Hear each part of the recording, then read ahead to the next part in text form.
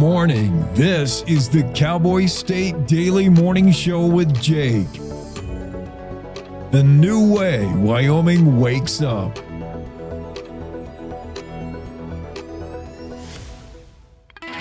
It's time to take a look at what's happening around Wyoming for Friday, February 14th. From the Cowboy State Daily Newsroom, I'm Wendy Core. The 7-year-old girl who survived an apparent murder-suicide Monday in Byron was still holding on to life Thursday morning, with medical professionals and her loved ones monitoring her brain swelling closely. Olivia is the lone survivor of a 5-person shooting in which her mother, Tranielle Harshman, shot Olivia and her 3 sisters, then turned the gun on herself in what's been described as a severe mental health breach after months of depression and other struggles. Cowboy State Daily's Claire McFarland has been closely following the story. On Thursday, Olivia was having spikes in her brain swelling, which her dad, Quinn Blackmer, said was expected. They thought that Thursday would be the bad day for that. They were still contemplating an induced coma, but they hadn't gotten there yet. They were just monitoring, and she was responding well to medication. I also talked to Cliff Harshman. They had primary custody. He's been raising these girls, and then he's the biological father to the 2 little ones. He powered through to memorialize the little girls that have died. He talked about the little ones, both on opposite sides of age 2, Irish twins, being bundles of joy and being just half mud pie tomboys and half pretty dolled up girls. And he talked about little Braylee and how smart she was and how she wanted to be a scientist. Rocky Mountain Elementary School in Cowley, where 9-year-old Braylee and 7-year-old Olivia attended, has brought in 4 extra counselors and a support dog to help its 171 students in the aftermath of the Monday murder-suicide. McFarland spoke to Principal Eric Honeyman, who said the 2 girls brightened the school during their 5 months there. Honeyman gave me the sense that this is surreal for him, and he's just focusing on what he has to do. One of the more interesting challenges that he conveyed was they are trying not to get into the specifics of what happened Monday with the kids, those darker details. They're trying to focus on how beautiful Braylee was and Olivia is, and how much Olivia still needs everyone's prayers. The principal said he's forever grateful to the many people who've stepped up to help, whether it's by providing food or volunteer work. The foremost piece of property tax relief legislation being considered during the 2025 legislative session was significantly altered from a flat 50% cut on Thursday in the State House. As passed on second reading Thursday, Senate File 69 now makes a 50% cut based on the growth of assessed value on a home from 2019 to 2024 on home values up to $2 million. Cowboy State Daily's Leah Wolfson reports that the major change was brought in an amendment by Republican Representative Ken Clouston of Gillette. This solution does truly strike a balance of some sort between providing homeowners property tax relief and still not totally gutting funding for local governments and schools and special districts. It's still got a long road to travel, but it got a lot of enthusiasm on Thursday, and some pretty conservative people that have been kind of linked to the Wyoming Freedom Caucus issued support for it, calling it an elegant solution. The amendment also removes the sunset date from the bill, making it a permanent tax cut, but unlike the original bill, it won't go into effect until 2026. I'll be back with more news right after this. Looking to earn money for college while making a difference in your community? Join AmeriCorps Vista with Serve Wyoming. Vista members tackle affordable housing, food insecurity, and poverty across the state, all while promoting volunteerism. Enjoy a living stipend, health insurance, childcare, and college scholarships. No experience? No problem. Serve Wyoming is placing Vistas with Lions Disability Transportation in Cheyenne, the Nicholas and Art Museum in Casper, and Rooted in Wyoming in Sheridan. Reach out to Serve Wyoming at servewyoming.org. While today the Valentine cards decorated with hearts and cutesy messages tend to be sentimental and sweet, it wasn't always so. Cowboy State Daily's Jackie Dorothy reports that in the late 1800s and into the 1920s, most of the Valentines sold in Cheyenne were the comical digs at your friends. I was just going through the Wyoming newspapers and I caught this article from 1881, and it was talking about how Valentine's Day is not just for the lovers, but it's also for the haters, and it's for those that just want to have fun. Because back in the day, originally Valentine's Day was just to express your feelings, whatever they were. 144 years later, the sentiments in these Valentine cards might still ring true, but you also might want to remain anonymous when you send that card. And that's today's news. Get your free digital subscription to Wyoming's only statewide newspaper by hitting the daily newsletter button on cowboystatedaily.com. I'm Wendy Corr for Cowboy State Daily. I'll never forget the day I nearly died. I was a young journalist with a great career, starting a family. The only way we found out I had any kind of heart issue was when I went into sudden death. My coworkers sprung into action. They've recently been trained in life-saving CPR protocols developed by the American Heart Association. They're the ones that kept me alive until the medics came. They did many tests on me in the hospital after my cardiac arrest and created a treatment plan, all with research from the American Heart Association. I think unless you are a heart disease patient, you may not know how much work the American Heart Association does behind the scenes to save your life. Since my cardiac arrest, I've had 2 more children. I've watched all 3 of my children grow into adulthood. I'm going to cry now. Graduate from college. My daughter got married. I have grandchildren. And I'm still here. Learn more about the American Heart Association's work at helpheart.org.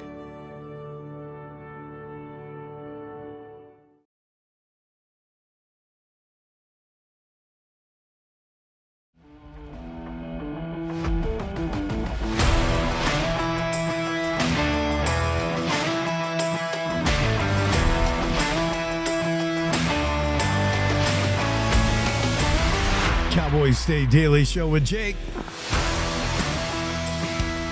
And it's Friday edition as we get this one kicked off with a weather forecast. We're coming out of the cold a little bit. Getting into the wind and the snow, though. Casper weather forecast today. Partly sunny, windy, highs 47 in Seatown. 37 in Lander. With partly sunny skies. Rock Springs, you'll be partly sunny today. Breezy, 41. Evanston, winter weather advisory still in effect till about 5. Chance of snow in the morning today, otherwise 36. The high. Pinedale, winter storm warning until 8. Chance of snow, cloudy today with highs around 30. Afton, you'll see snow right up until nearly noon tomorrow, up to 2 inches more likely. DuBois, chance of snow after 1 o'clock in the afternoon today, blowing snow.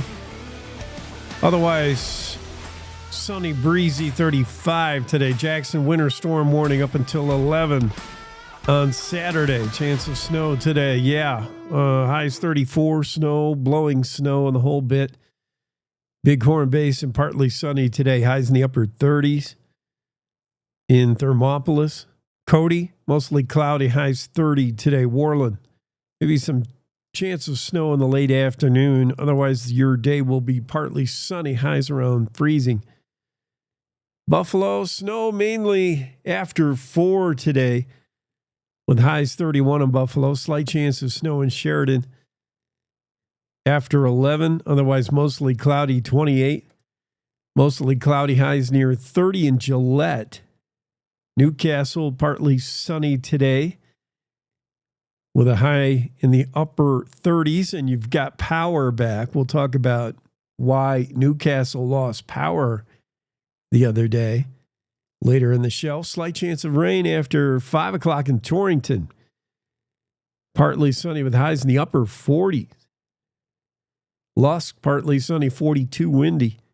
Southeast Wyoming, slight chance of rain or snow, otherwise partly sunny in Cheyenne, 47. There'll be some wind gusts. Laramie, you'll top out around 42 today. You might see snow, probably. If you do, it'll be before 2 in the afternoon today. And a high wind warning in Rawlins through the morning today with a chance of snow in the afternoon. Windy, 40 the high. And that takes you around the state. Weather-wise, let's take a look at the map this morning and see what you got currently. across the state of Wyoming. 13 degrees. This is above zero. Remember, yesterday and the day before, all these numbers had a minus in front of them. So better news today. Jackson 13. Afton.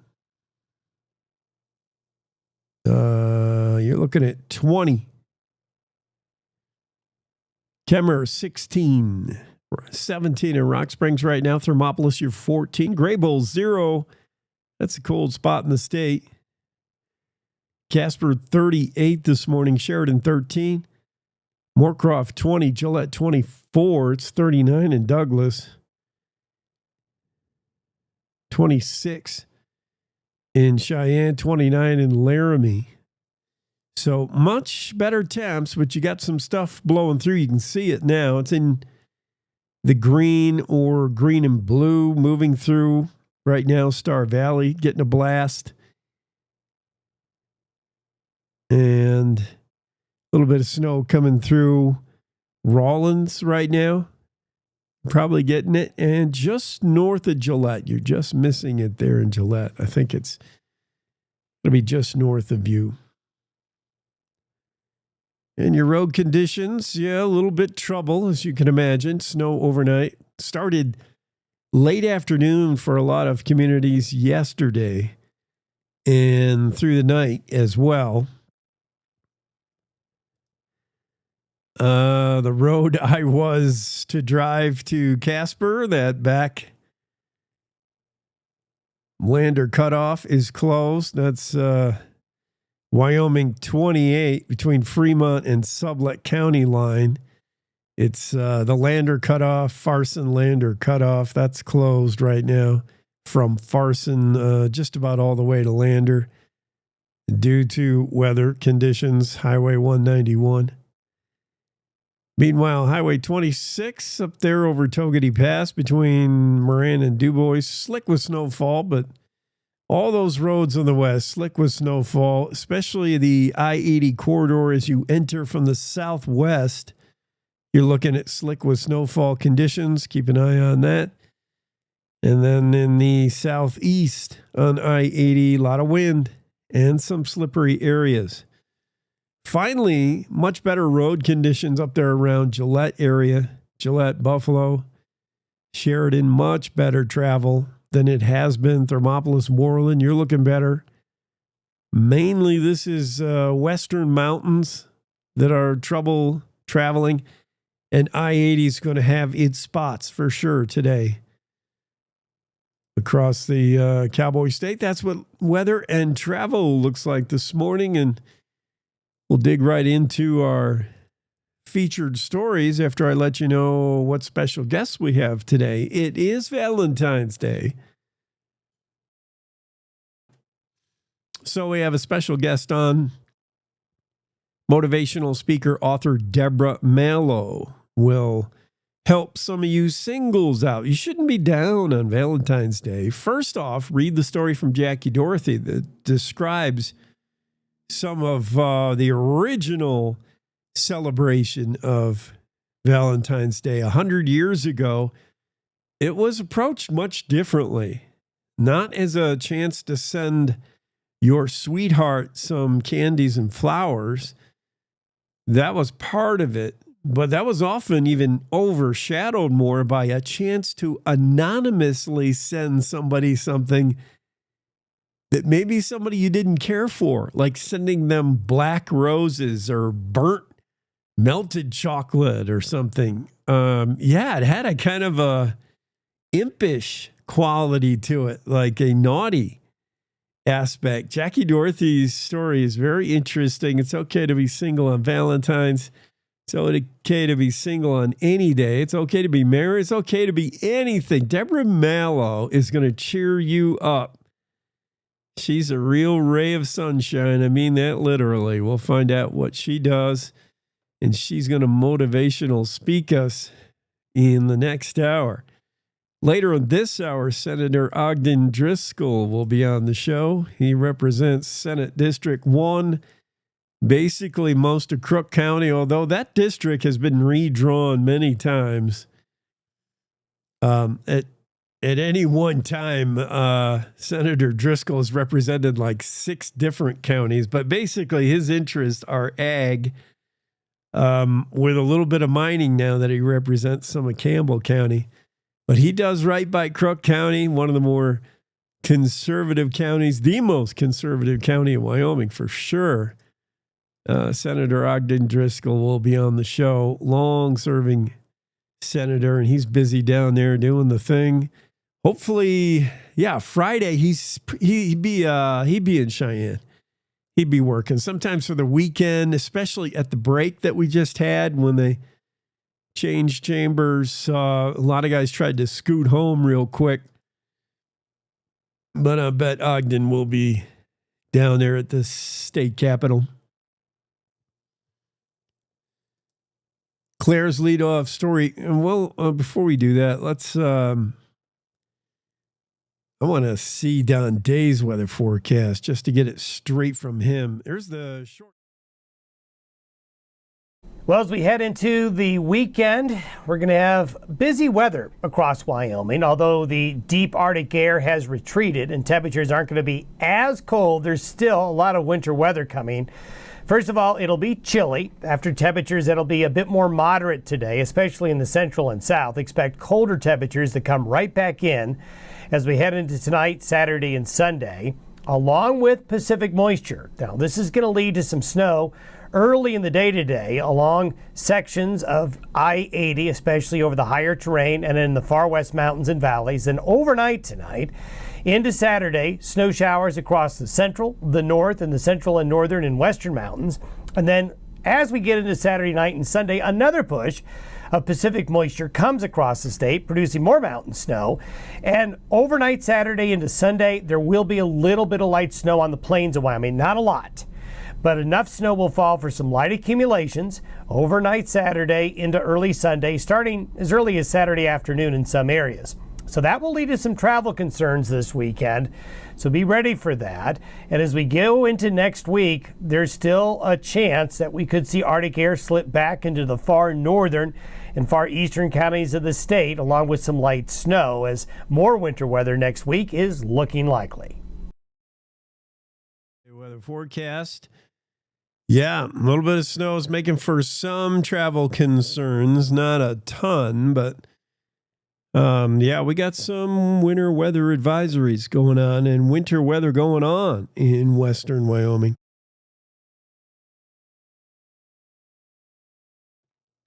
And just windy conditions in other parts of the state. Claire McFarland decided it was a good chance to take a look back now a year later on the lost police officer, Sergeant Nevada Krinke, killed on duty. That was the Sheridan Police Department, rocked by that news. And it's hard to believe that's been a year. February 13th, that was yesterday.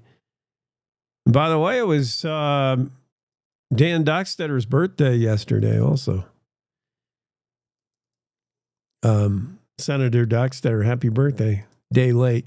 February 13th, the day that Sheridan Police Department will never forget. And yesterday they went through a few things to commemorate the loss and always honor the memory of Krinke's death. Marked the first time a homicide of an officer in Wyoming had taken place since 1997. Krinke's death last year, February 13th. Claire McFarland revisited that story. Check it out in the Cowboy State Daily. Personnel at the Sheridan Police Department, they had been preparing in their own unique ways for the 1-year mark of the 33-year-old's death. Chief Travis Koltiski told Cowboy State Daily it's been more challenging than I've anticipated, even for myself. He said he can't speak for everyone at the department, but it's definitely been a day of reflection, a day of remembrance for Nevada and the person he was. The chief asked the citywide to lower its flag's half-staff yesterday in Krinke's honor.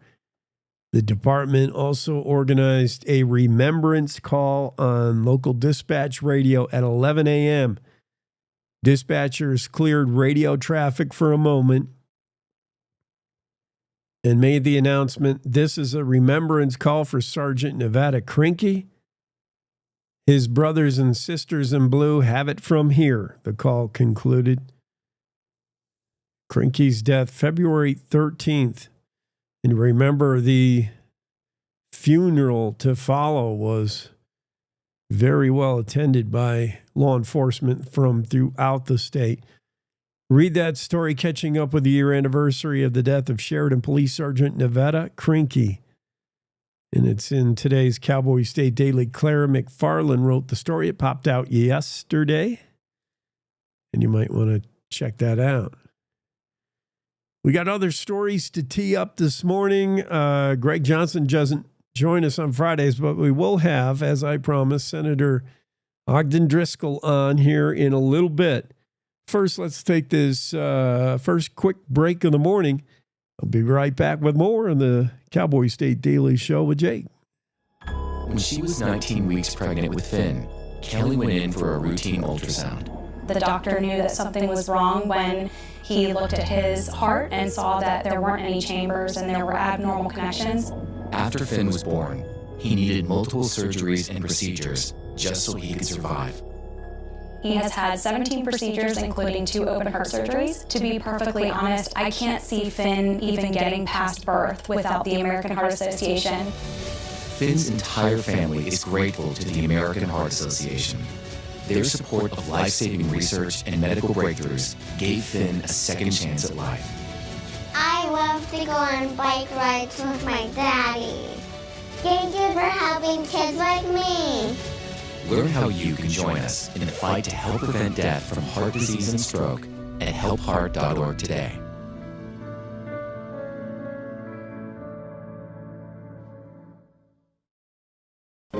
So I wanted to talk with you and your mom today, Lily, because some people at school have noticed changes going on with you, and we're concerned. Like what? Who? Some of your friends, teachers. It sounds like you've lost interest in a lot of things lately. You're hanging with new friends. So, individually, maybe those things are no big deal, but taken together, and then the incident the other day, you were with Derek when he was caught selling marijuana. Yeah, he was selling it. Honey, we know. But we care about you and want to know what's going on. That's right. We just want to understand better and see how we might help. And if weed is a part of it, we just want to make sure you understand the negative consequences for someone your age, the physical and mental health effects, the poor decision making, and the confusing legal aspects these days. So what do you say? Can we talk? For more information about talking with your kids about underage use of alcohol and other drugs, visit underagedrinking.samhsa.gov.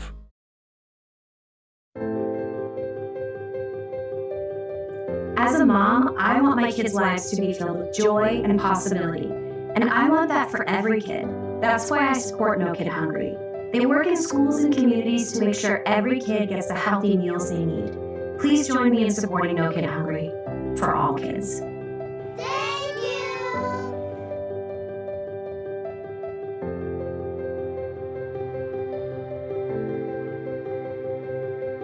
I've always loved space and football. Growing up, some people told me I had to choose. But here's the deal. You can be great at more than one thing. And getting involved in STEM opens up your world to a universe of opportunities in life. This is my time. Get inspired and get involved today. There are STEM programs and science centers available in your community, so be sure to check out spaceforall.us to learn more and get started. This is my time. There ain't no doubt in my mind. Find your place in space. This is my time. Space for All.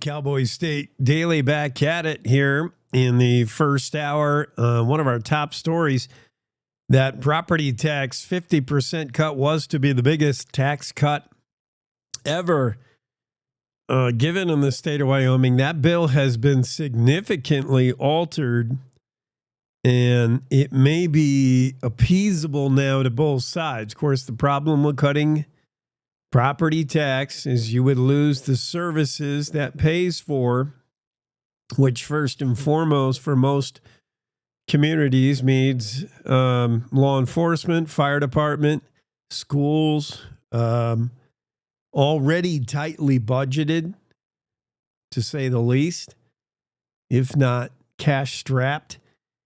And a 50% cut in property taxes over the next 2 years would really hamstring some communities, some counties, some towns from being able to continue to produce services for its people.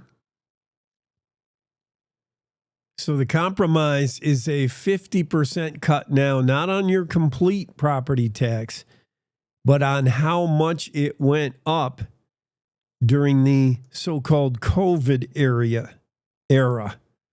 We're talking 2019 to 2024. So property tax increase was most noted beginning with COVID. Was that COVID influence? Likely that had something to do with the reason your property valuations went up.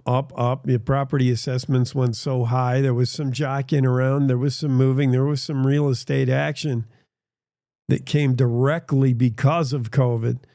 People fleeing cities where COVID was reportedly killing everybody, stacked up in body bags.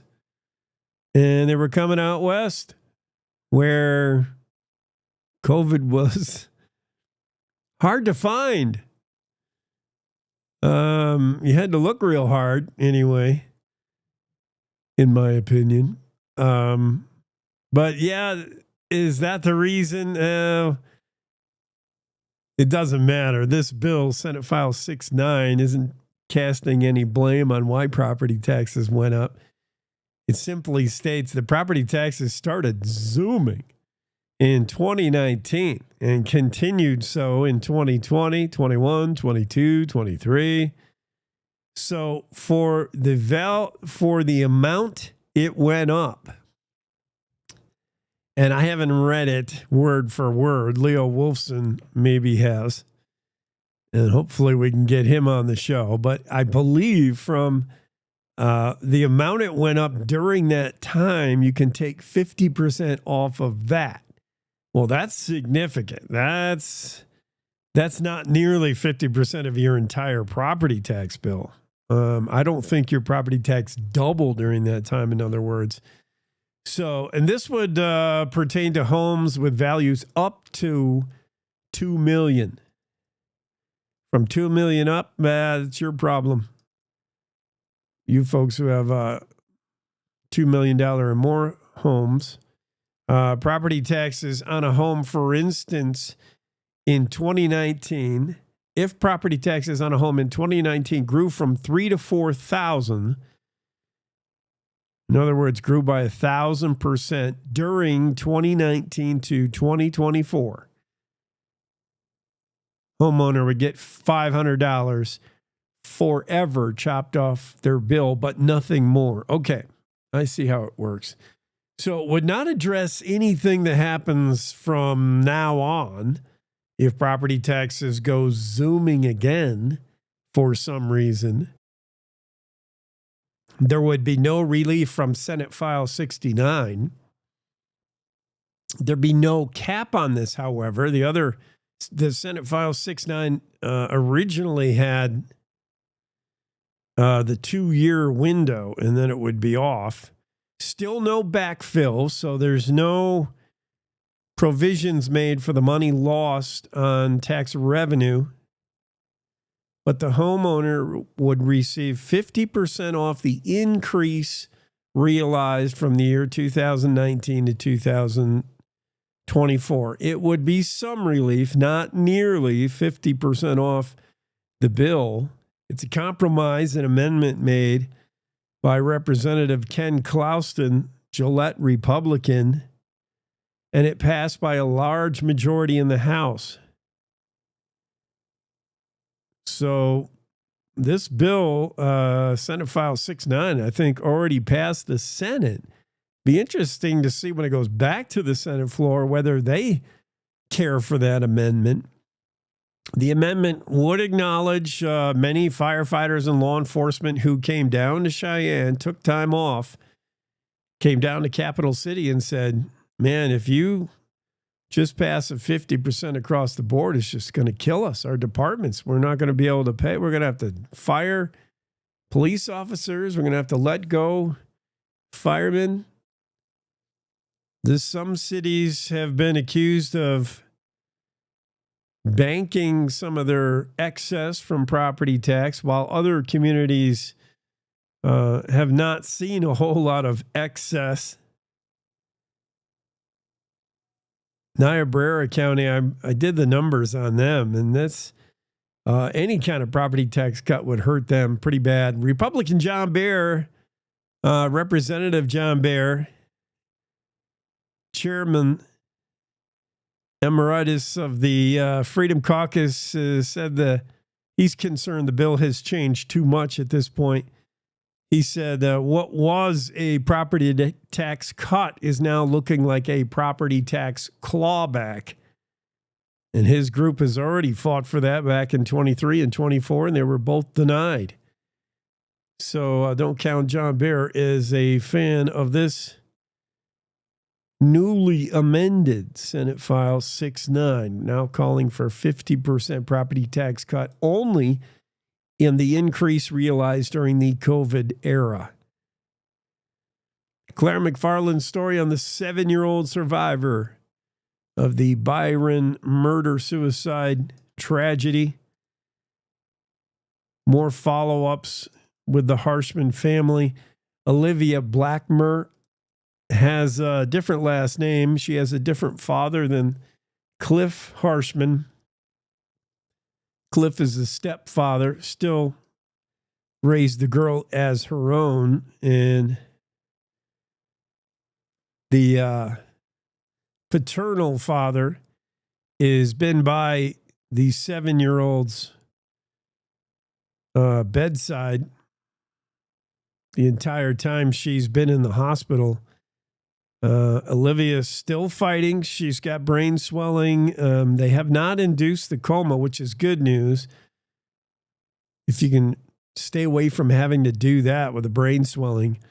Yesterday was touch and go. There was some significant brain swelling, but doctors did not induce the coma. Olivia, of course, the lone survivor of the 5-person shooting in which her mother, Tranielle Harshman, shot Olivia and her 3 sisters, then turned the gun on herself in what has been described as a severe mental health breach.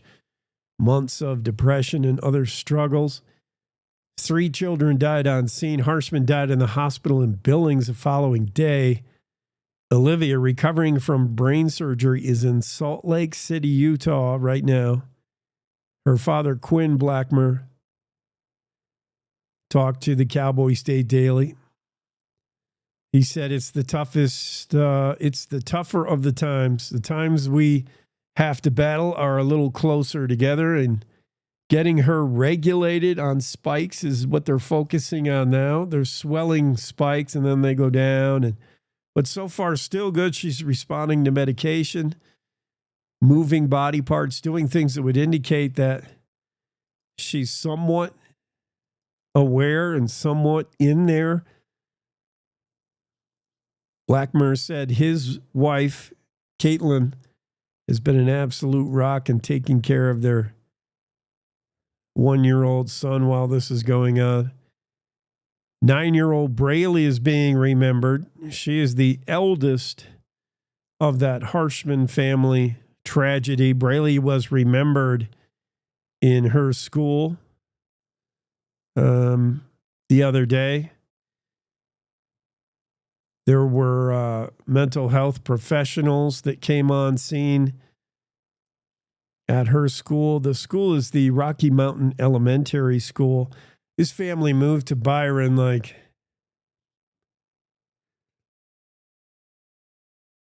not long ago. And I think they'd been at the school only maybe 7 months. So maybe just this school season so far. Rocky Mountain Elementary School has brought in 4 extra counselors and a support dog to help its 171 students in the aftermath of that Monday murder-suicide. The school is now missing its 9-year-old Braylee Blackmer, and kids are working through that along with help from Principal Eric Honeyman, who also taught kindergarten at the school for 15 years. And he said it's been a tough time and it's been hard to navigate what's going on right now. Honeyman told Claire McFarland, they don't teach you this stuff in college. He's in his 2nd year as principal. He's marveled at his teachers' strength. They've been working through it, saying all the right things and making sure the kids understand what they can understand and are okay with what they can't. The dog has been especially useful. As you can imagine, the support dog brought in has been a big hit. Counselors, support coming from other schools. Burlington schools to the south sent a counselor. One from the Rocky Mountain High School, which is in Cowley. Lovell Middle School sent the therapy dog to the grieving school on Wednesday. That was really nice to have, said Principal Honeyman. It helped with some of our kids open up, helped just having that dog available. I think it made a pretty positive change regarding to our kids overall. The principal said he's forever grateful for the community stepping forward. They've provided food, prayers, love, work, whatever needs done. Everybody coming together in Bighorn County and the Byron community. We're going to come together as well later in the show. We're going to talk to Abby. And Abby's got a way for you to help. There's something going on. I think there's a gathering being planned. Let's see. Let's all rally together to support Olivia. Yeah. So there's going to be a candlelight vigil coming up today in the afternoon. Abby's going to talk more about that. We'll let you know if you're in the area and you're close by. We'd like to let you know 2 things. One, stop driving by the house. Neighbors, law enforcement, they've been a little upset that people are looky-loos or driving slowly by the house as if there's something to see. Just stay away if you don't need to be there and driving down that street. And number 2, if you are in the area, then do something useful. And there'll be a candlelight vigil. We'll tell you when and where when we talk to Abby later today in the show. And then you can show some support and do something productive. Yeah. We got to take a quick break, get Senator Driscoll on here. But before we do, I did want to look off at something else, and I can't remember what it was. Maybe I'm not going to remember. Yeah, I can't remember. We'll have to take this super quick break. When we come back, I think we'll be ready for Senator Ogden Driscoll's second break of the day in their first hour of the Cowboy State Daily Morning Show with Jay. In today's digital world, it's hard to know who to trust. Your local TV and radio stations bring you the facts. Misinformation and deep fakes flood social media, but broadcasters deliver verified and accurate news. For news, emergency updates, sports, and entertainment, turn to your local stations. Text TV to 52886 and urge Congress to support the vital local journalism broadcasters provide. The climate that we're operating under has everyone on the defensive. You see a person and you automatically put them in a box and say, well, this is what this person should be like. All of this ostracizing people, what are we afraid of? We're called to love one another. It can't be, I reject you as a person. This country's been through so much. Its people has been through so much. Why can't we fix this? Do we have issues we have to deal with? Yes, we do. But we're not going to be able to deal with them if we're fighting and yelling at each other and not listening. Yeah, she has an accent. Oh gosh, she dressed funny. but we're talking the same thing. We're all concerned about our children, concerned about the world we live in. A lot of people wouldn't even think we should be here talking to each other, but I'm sorry, I disagree.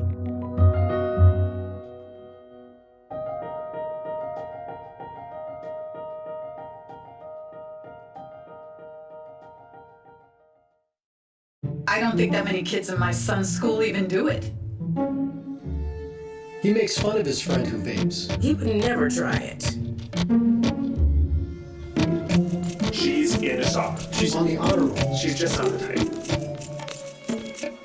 No way. No way. No way. No way, my kid would never vape. Get your head out of the cloud. Today, nearly 8,000 kids will start vaping. Maybe even yours. Learn about the dangers at talkaboutvaping.org.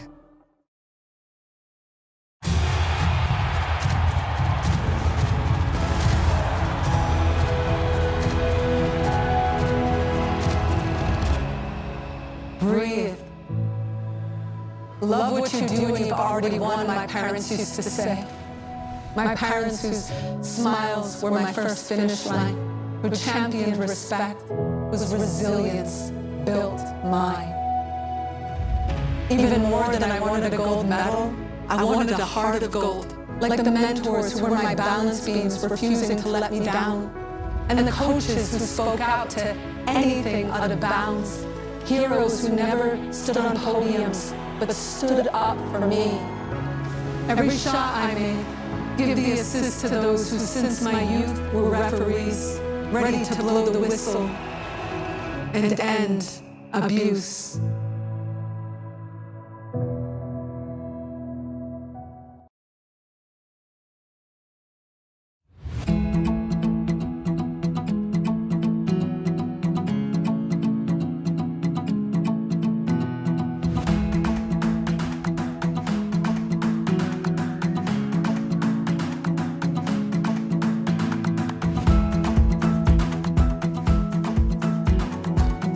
Cowboy State Daily Show with Jake continues. Hour 1, segment 3 here. And we go to Capitol Hill, where some sportsmen were out. They called it the Camo at the Capitol Day. Sportsmen, hunters, anglers, outdoors type. Here's what it looked like if you're enjoying the podcast view. Kind of like this. And they were protesting a handful of bills that they say would be bad for wildlife. I think one of them has already been struck down or killed. If Wyoming is to remain an average person's outdoor paradise, hunters and anglers need more political clout, say some advocates for a sportsman's legislative caucus. Numerous wildlife-related bills have come before the legislation session in 2025. And according to Jess Johnson, spokeswoman for Wyoming Wildlife Federation, we've had to bat away a couple of bad bills. She spoke outdoors at a gathering on the steps of the Wyoming Capitol building, Camo at the Capitol event. Representative Andrew Byron of Jackson says he plans on forming a sportsman's caucus to tackle the issues related to hunting and angling. It sounds like a good idea. There's no particular caucus representing outdoorsmen or hunting and angling and stuff like that. Byron has been on the committee, chairman of the House Travel, Recreation, Wildlife, and Cultural Resource Committee. That covers a lot of ground. And he would like to see a caucus just dedicated toward sportsmen and sportsman-related bills. And two bills so far this session, according to Wyoming Game Wardens Association, Elise Heisman, 2 bills this session were particularly bad. One was a measure that would have made losing your hunting and angling privileges for 2 years, would have made that mandatory for trespassing while hunting, fishing, and trapping, or collecting shed antlers. Trespassing is sometimes intentionally done by good old locals who take exception to areas where they used to be able to go that are now privately owned or privately shut off and inaccessible, or it's a simple mistake maybe by an out-of-towner, an out-of-stater who's just had a bad GPS reading. Seemed a little harsh, and some say that would have been real hit to hunters and anglers. That bill, by the way, died in committee. Another bill would have allowed holders of landowners' hunting tags to put the tags up for sale on the open market. And detractors said this would create some kind of a land baron European hunting situation from the 1700s. And a lot of people didn't like that bill either. That bill also died in committee. But these bills been brought regarding game and fish, hunting and angling and wildlife in particular, bring cause for concern and have sportsmen rallying. Andrew Byron would like to see a caucus at the law-making level.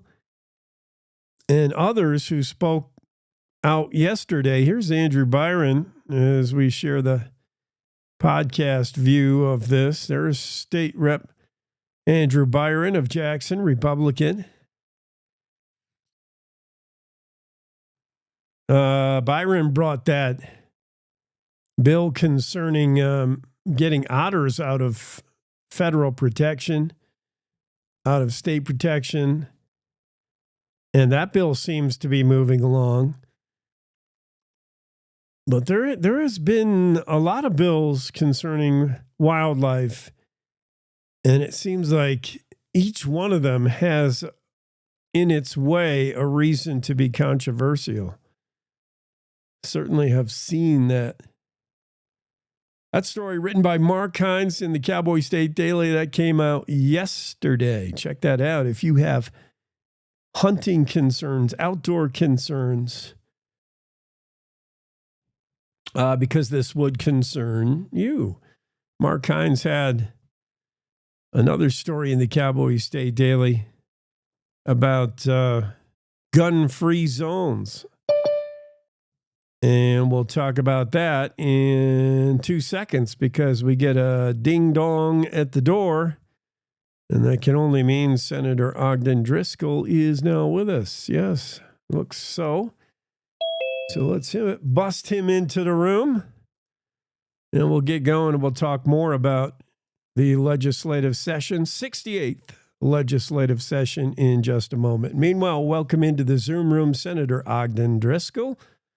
Home base there in Crook County. How are you? I'm great. That's good. Well, I've heard you say, and you're not the only one who says it, if you think Wyoming's conservative, with the exception of a few outliers, we'll call them, then you go to Crook County and it makes the rest of Wyoming look liberal. And then you go to Hewlett and, man, you're into ultra-conservative country. And they are pragmatic, family-oriented, close to home. This guy grew up, graduated from Hewlett High School, Red Devil through and through.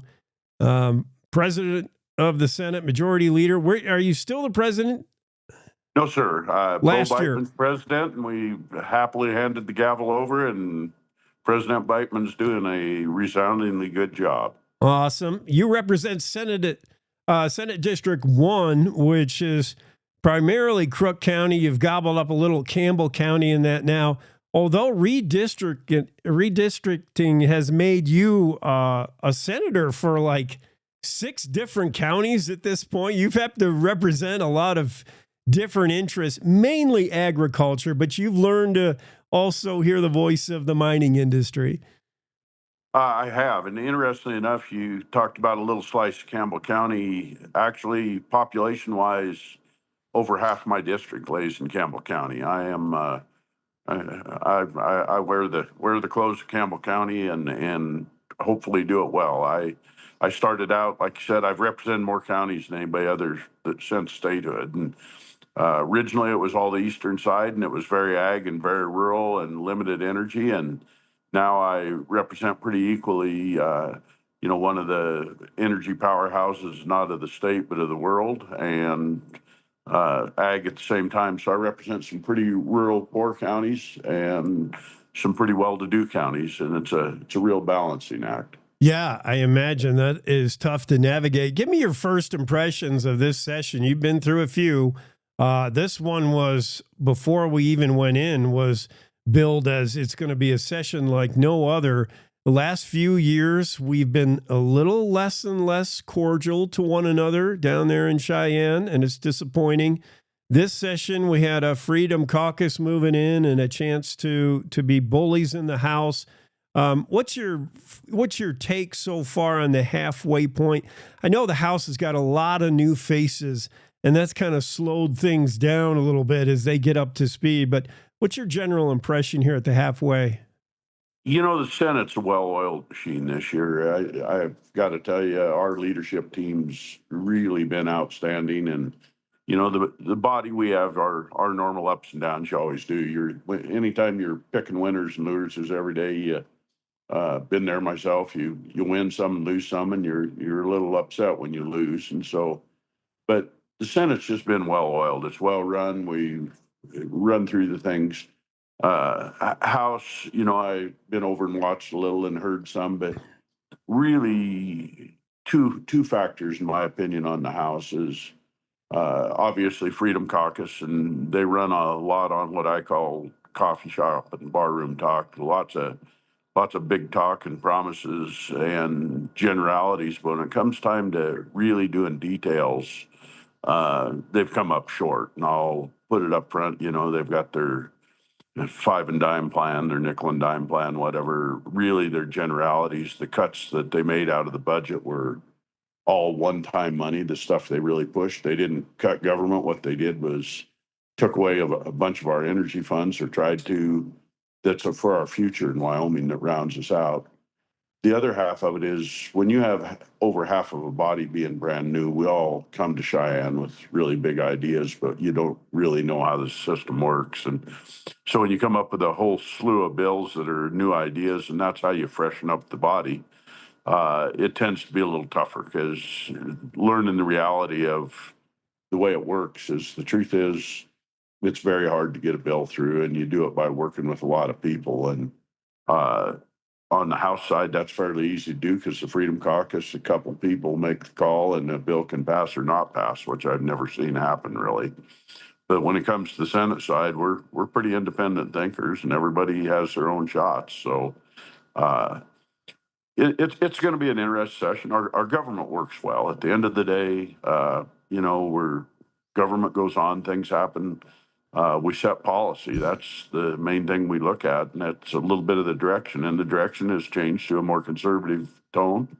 Will continue to happen. We're going to have to search for what we find in the future. I guess I'm stealing a little of your time, but the real crystal ball thing I see is inflation has hit everybody statewide, and we see it in our pocketbooks. Property taxes have gone up, and everything we buy costs more.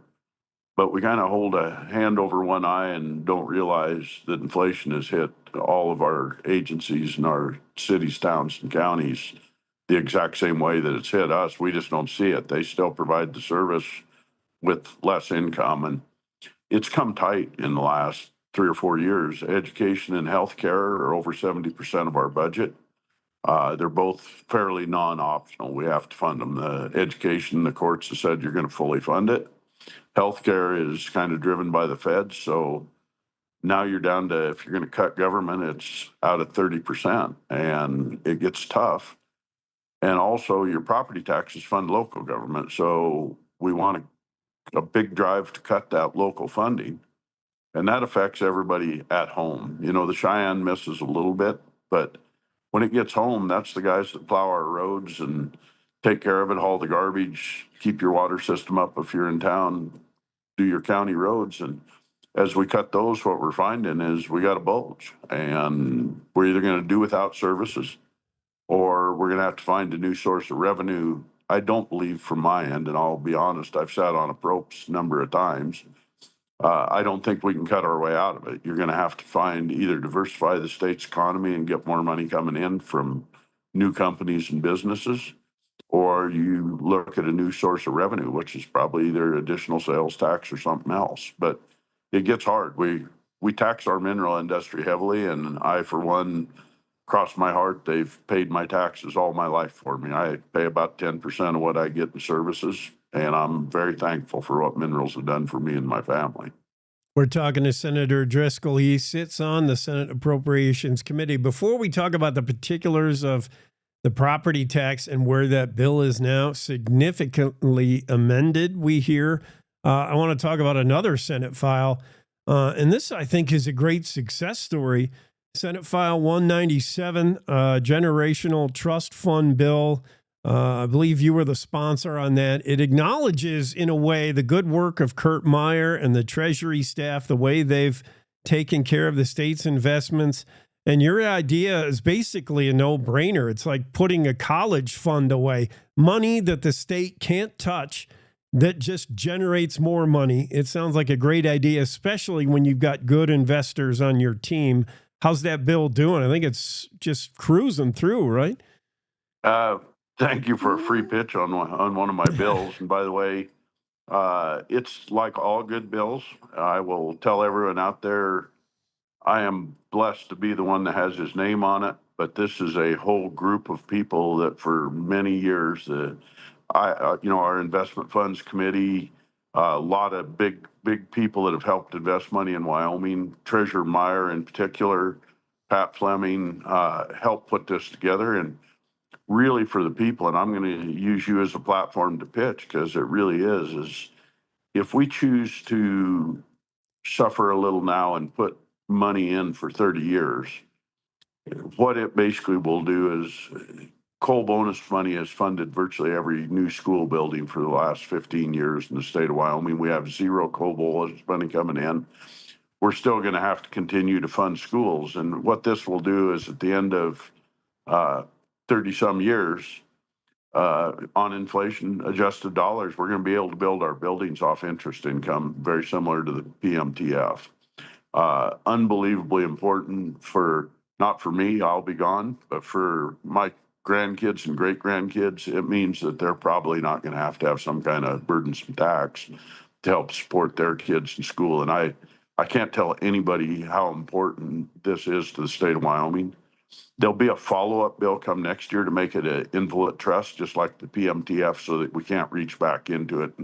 And it really does what it tends to. But it's a wonderful bill. Came through the Senate with one no vote on it.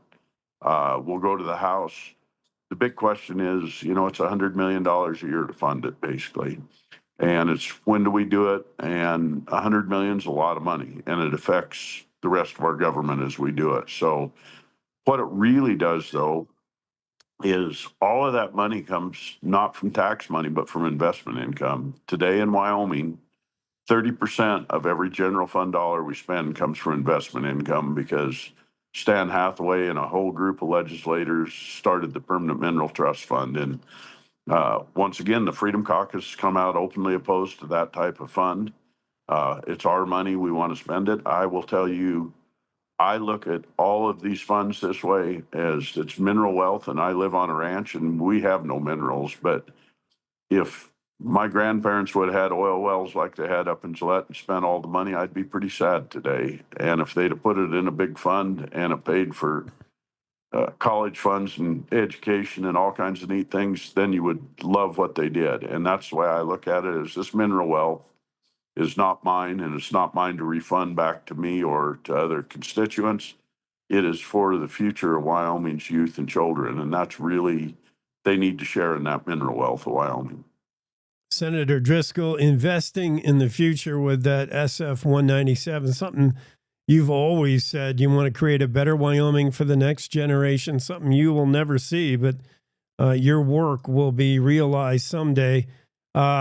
Quick, we're running out of time. Anything to read into with the reconsideration on Senate Resolution 2, SJ2, about the federal land thing? Oh, I can give you a quick rundown. I was on that early on, and I am a huge believer that the state should have been granted 100% of its mineral rights, which it was not. Surface, I'm different on is, I'm no different than anyone else. I live next to a national monument. It should be a national monument. It's a great place. Federal government ought to have it. National forests, recreation areas, wildlife areas, all there. Scattered BLM out through the middle of the state, not so much so. I think maybe the state ought to have a chance to either exchange or get into it. The background on that bill was a senator was gone and it killed the bill because he wasn't there. He was passionate about it. I brought it back out of respect for the process, and I really believe it's sad. I've had bills of mine die that somebody wasn't on the floor and it went down by one vote. I brought it back. I We thought, amended it, and then I helped kill it again, which no one really understood. And right. I thought that's what it was. You just want to make sure a bill has a fair shake and has a equal chance. We're out of time. Meanwhile, hey, thanks for your work on the Food Freedom Act of 2015, amended to include raw milk sales in 2017. That's already paying dividends. We've seen families that have benefited directly from that. That's some of the work of this guy, Senator Ogden Driscoll, representing Senate District 1. So good to have you on the show this morning, Senator. Thank you Appreciate very it. much for the opportunity. You Appreciate bet. it. All right, do the good work. Thank you. Have a great day. You too. Senator Ogden Driscoll down there in Cheyenne doing the good work of the people. Let's get you to top of the hour news now with Wendy. It's time to take a look at what's happening around Wyoming for Friday, February 14th. From the Cowboy State Daily Newsroom, I'm Wendy Core. Wyoming's Congresswoman has been investigating the U.S. Postal Service lately, and what she's been finding out doesn't bode well for future mail deliveries in Wyoming under the agency's controversial Delivering for America plan.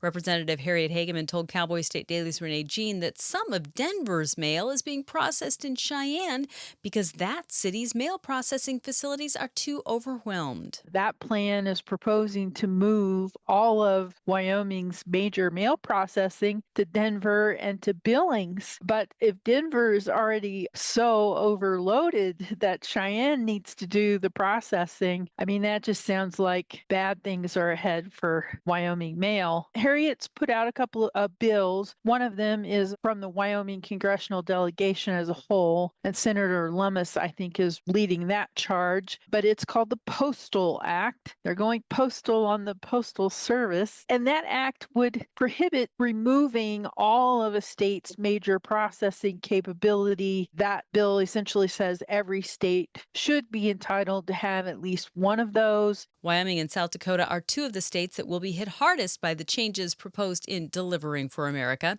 Neither state has enough population to qualify for one of the program's 60 regional processing and distribution centers. A heater at the Newcastle refinery exploded Wednesday evening, leaving no injuries reported, but unleashing a power surge that killed the town's electricity and 911 dispatch lines.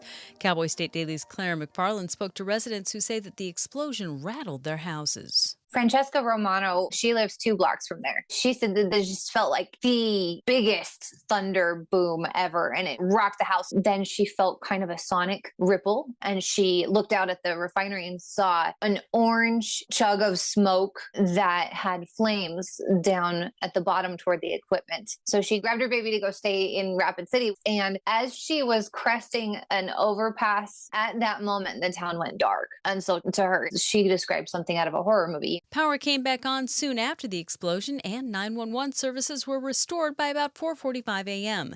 The Newcastle Police Department expressed gratitude for technicians who worked overnight to get the equipment back online. A 16-year-old boy is dead, and an 18-year-old has been charged with involuntary manslaughter after a Wednesday night shooting at a Casper home. The older teen has been identified as Luca Rasmussen. Cowboy State Daily's Dale Killingbeck reports that Rasmussen has not yet been formally charged. There was apparently a gathering of individuals. Police say they were minors. They were in a house, and he was apparently being reckless with a handgun. It went off, and it killed a 16-year-old. They found found drugs in the home as well as police said weapons that had been stolen. So the district attorney told me he couldn't comment on whether there'd be additional charges related to those things. The Natrona County District Attorney asked the judge for a $500,000 cash or surety bond and alcohol and drug testing as a condition of the bond, as well as no contact with the victim's family. I'll be back with more news right after this. Looking to earn money for college while making a difference in your community? Join AmeriCorps Vista with Serve Wyoming. Vista members tackle affordable housing, food insecurity, and poverty across the state, all while promoting volunteerism. Enjoy a living stipend, health insurance, childcare, and college scholarships. No experience? No problem. Serve Wyoming is placing Vistas with Lions Disability Transportation in Cheyenne, the Nicholas and Art Museum in Casper, and Rooted in Wyoming in Sheridan. Reach out to Serve Wyoming at servewyoming.org. Well, House Bill 172 calls for people with concealed carry permits to take their firearms into places where they're currently forbidden, such as public schools and inside buildings at UW. Now, opponents are asking legislators to at least consider some exemptions, such as continuing to ban guns in college dorms. That's according to Cowboy State Daily's Mark Hines. People that are opposed to it are kind of skittish about who's going to be carrying a gun in our schools or in these different places. Their other argument is it should be local control. They should have the autonomy to decide their own firearms policy rather than have it dictated to them by the state. The pro side is, hey, Second Amendment rights apply. Second Amendment rights can't be decided at the local level, and people should have the right to defend themselves regardless of where they are. House Bill 172 previously passed the House, and the Senate Judiciary Committee is charged with deciding whether to forward it to the Senate floor. And that's today's news. Get your free digital subscription to Wyoming's only statewide newspaper by hitting the daily newsletter button on CowboyStateDaily.com. I'm Wendy Corr for Cowboy State Daily. From Yellowstone to Devil's Tower, the Bighorn Mountains to the Teton Range, Cheyenne to Sheridan, Rawlins to Ralston, Cowboy State Daily Morning Show covers the state like no other radio show or podcast. We love Lovell. We're eager to share the stories of Story will crow about Crowheart and yodel over Yoder. Whether you make your home in Sweetwater, Chugwater, Powder River, or Green River, the Cowboy State Daily Morning Show will make you feel right at home. Jeffrey City, Atlantic City, we see you. Little America, Big Piney, you're on our radar. Howdy, Wapiti, Meeteetse, Shoshone, Ten Sleep, good morning, welcome, Torrington, Riverton, Wheatland, Lusk, Lingle, Lander, Timber, Casey, Kerwin, Moorcroft, Mountain View, Moose, Fort Bridger, Fort Laramie, Fort Washington, Hannah, Hudson, Hewlett, Dayton, Daniel, and DuBois. We are east of Weston, west of Midwest, north of Newcastle, and south of Sundance. Border to border, we love Wyoming and every one of its communities, bar none.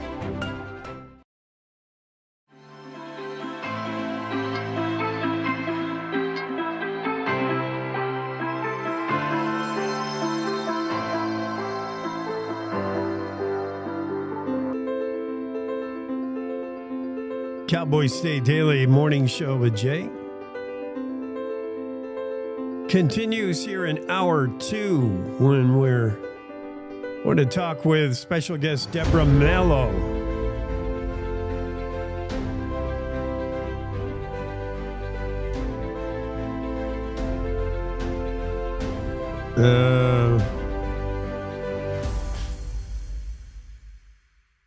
Waiting for Deborah to join the Zoom room. Maybe. Cowboy State Daily is all about Wyoming. All it takes is one visit, CowboyStateDaily.com. Yeah, I think we got it sorted out now.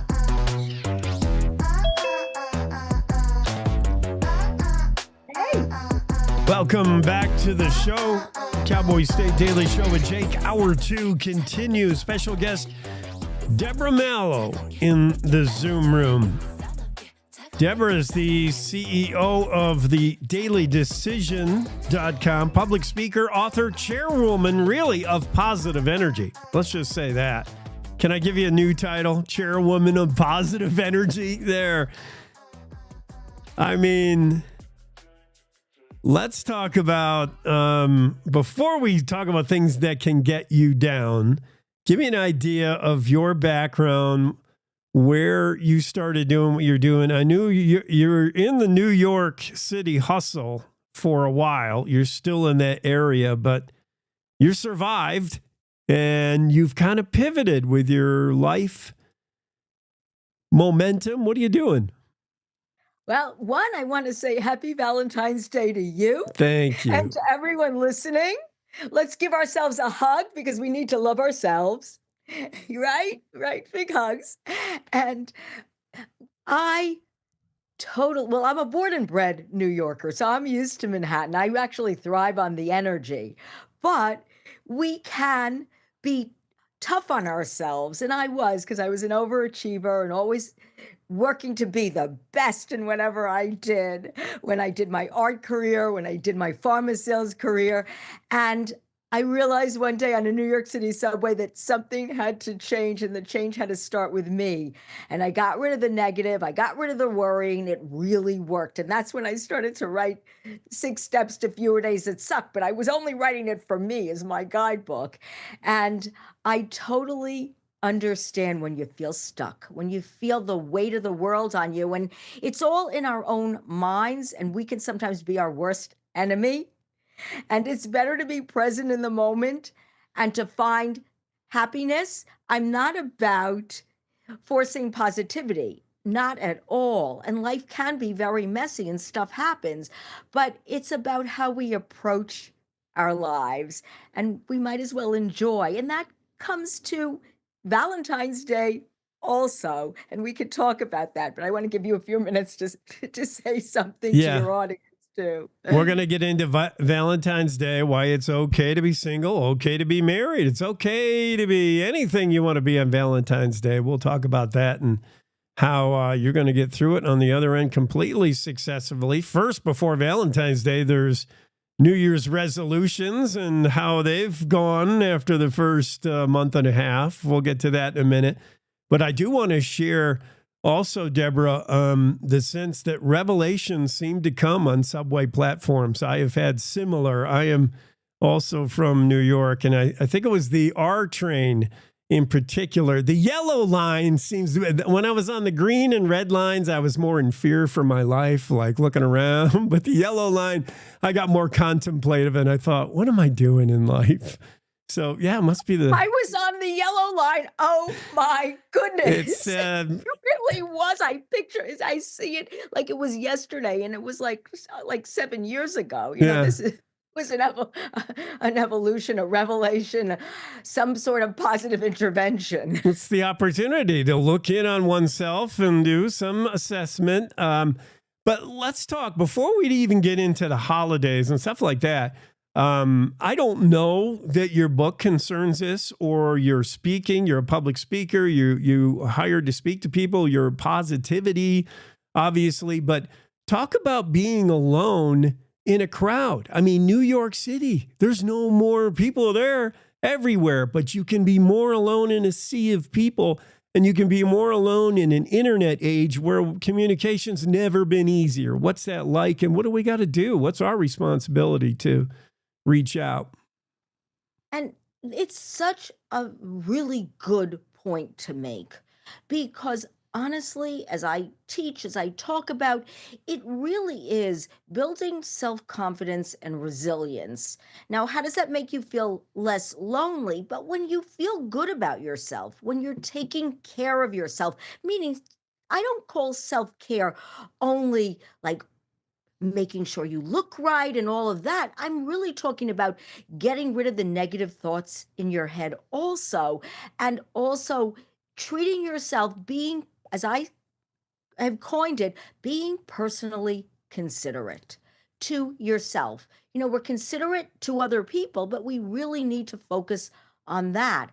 And when we are, so much goes away. And that sense of dread that we feel, whether we have a life mate or we don't, whether we feel jealous of somebody else because maybe they look like they're having a better life, better success than we are, whatever it might be, all those self-defeating thoughts are what is so important to rid ourselves of, and understanding why and being able to stop it before it starts distracting, doing something else, whether physical activity or meeting someone and just having a cup of coffee and not thinking about the negative. Because did you know, I read a research study that 91%, and there's different studies like this, but 91% of the things we worry about don't happen. It's the 9% of things that do. And so, honestly, why are we driving ourselves crazy, overthinking, and not enjoying and being in the present? And that's really what it's about. Whether it's Valentine's Day or any day, we need to live in the present and find some gratitude. And it's easy for me to say, but honestly, when we do it, and I've done it, and the people I work with have done it, it makes a huge difference. Not that every day is going to be perfect. That's not reality. We have to set our sights and realize what reality is and understand why we react to things and think before we react, especially when we react emotionally. All this stuff you're talking about, being in the present, and these things you're talking about. And meanwhile, this is Deborah Mallow. She invented the dailydecisions.com. Check that out. She's the author of 6 Steps to Fewer Days That Suck. Ditch unhealthy habits to unzip a happier you. Being present is what is often called intentional living. And I'm guilty of not doing that. Some of us just go through the motions and we're not aware of how others perceive us. We don't really have good awareness of getting through the entire day. Intentional living. Deborah, we could spend a whole morning on it, but what is it? It's making a decision, setting your intent to live life with meaning, with purpose, with being, but with enjoyment too. I add the enjoyment part also because honestly, we could choose to be negative or we could choose to be positive. Both are contagious, bro. Both can be easily spread. So we have to be careful where we set our intentions, what we're focusing on, and really make it our habit because our brains love patterns. So once we do this, we create the habit, we create the pattern, the more likely it is to stick and set in place. And doing that makes such a huge difference because I always say, and I say it at the end of my book, we can get to the end of our lives. And so many people, when you hear people on their deathbed, they say, why did I complicate things? Why didn't I do this? And then it's too late. So making that intentional living makes the change, helps us not to avoid getting to the end and saying, it could have been easier because it really can. We get in our own way and we're all guilty of it. That's why we all have the same struggles. We really do, human nature, but we can work around it.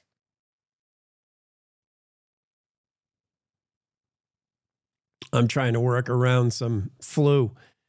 I'm so sorry. That's all right. Yes. I send positive energy and help. Thank you. I need it. I want to talk about holidays. Holidays can be a tough time for people who aren't grounded, people who aren't stable, who are a little shaky, who haven't read your book, maybe. Certainly Christmas. Mother's Day is hard on women who've not been mothers, that, never experienced that. And Valentine's Day, we know, can be hard when you don't have a significant other. Everybody around you, the message you're receiving is you should have a loved one and you should be sending them candies and flowers. It's okay. Send it to yourself. Self-love. Okay. Yeah. What are some of the things we can do if we don't have a wife or husband, we don't have a girlfriend, boyfriend at the moment, and we might not have any intent of having one anytime soon? That's all right. It's all right. And sometimes it can be a blessing because it's better not to be with something that isn't right for you, to force it. We thinking about the flip side of things and being grateful for what we have in the present makes a huge difference. And I understand it's easy for me to just say it, but it's really true because it's better to be in a situation where you care for yourself, you're looking out for yourself, you love yourself, you give yourself a hug and appreciate who you are, because then you're more open to when you meet that right person for you, the person that you want to spend time with, whether it lasts forever or just lasts for a month, whatever it is, we have to be at our best before we can welcome others in. Because when we're not at our best, we're focusing on all our problems and everything, and we're not focusing on enjoying the other person, being present in that moment. So I always say, be careful what you wish for and use it as a pivot point to actually embrace who you are and appreciate who you are, because we're all a gift. And the other thing I say is we all are who we think we are. You want to think negative thoughts? You can. I choose to think positive thoughts, and that's what I want to send out to everybody there. Think positively about yourself. Make a list. There's so many good qualities. Don't focus on the few things that maybe you want to fix. So work on fixing them then. That's a great goal because you're doing it for yourself. That's what's so nice. You're doing this for you. I can imagine whether it's Valentine's or New Year's or whatever we're talking about, where you are going to give advice. Your advice is going to be to turn inward, make it about you, work on you, especially New Year's resolutions. I mean, make it something about you. I like that. Focus on your positives, bring those out, bring those up. Good stuff. Deborah, are you living it? What are we going to see another book? Well, I got to get this one moving along, and then very possibly I would love to come back and we could chat about so many other things, confidence and resilience and not procrastinating. I mean, I have so many things that actually made such a difference in my life and the people that I teach, and there's so many things to think about that we can make better so that we enjoy more and worry less, and life is just a little bit easier. Again, nothing will be perfect, and I like to rename the word failure and call it education and growth, because how else do we learn? How else do we get better? We need to make those mistakes in order to improve. So there's so many wonderful things we can talk about to feel good about ourselves, to incorporate self-care. So anytime you want to have me back, I'm here. Sounds right good. And early in the morning. I mean, 5 minutes with you and I am in a way better mood. My outlook for the whole morning is better. TheDailyDecisions.com. It's Deborah Mello joins the show. So excited. I'm going to go out and maybe read that book on Amazon. Can I Kindle it or something? Oh, I would love to send you you can, but the hardcover and paperback is, you know what? I'm going to send Scott the PDF because I want you to read it the way I wrote it. The hardcover and paperback will be out in 2 weeks. Okay. It'll be on Amazon. So it's a better read than the Kindle. I got the Kindle out first, but it's because of ebook limitations. Let me send Scott today the PDF. I'll read it. And tell him how to read it and take a look at it, because I think it's not a chapter book. It's just double pages of different things. So I would love you to read it and have me back because we could talk about anything. I'll read it. I'll have more questions for sure. And I'm sure our audience, our viewers will be excited to see you back. Deborah Mello, thank you for joining the show on this Friday. Have a great weekend. You too. Thank you. All right. Fantastic. I am cheered up. I'm super excited. And I'm even cheered up enough to handle our weather forecast, which is not really cheery. I'm going to say goodbye to Deborah here and move in our Don Day weather forecaster. Don Day, you can't get me down with the weather because I just talked to Deborah Mello, and she's like a professional positivity person.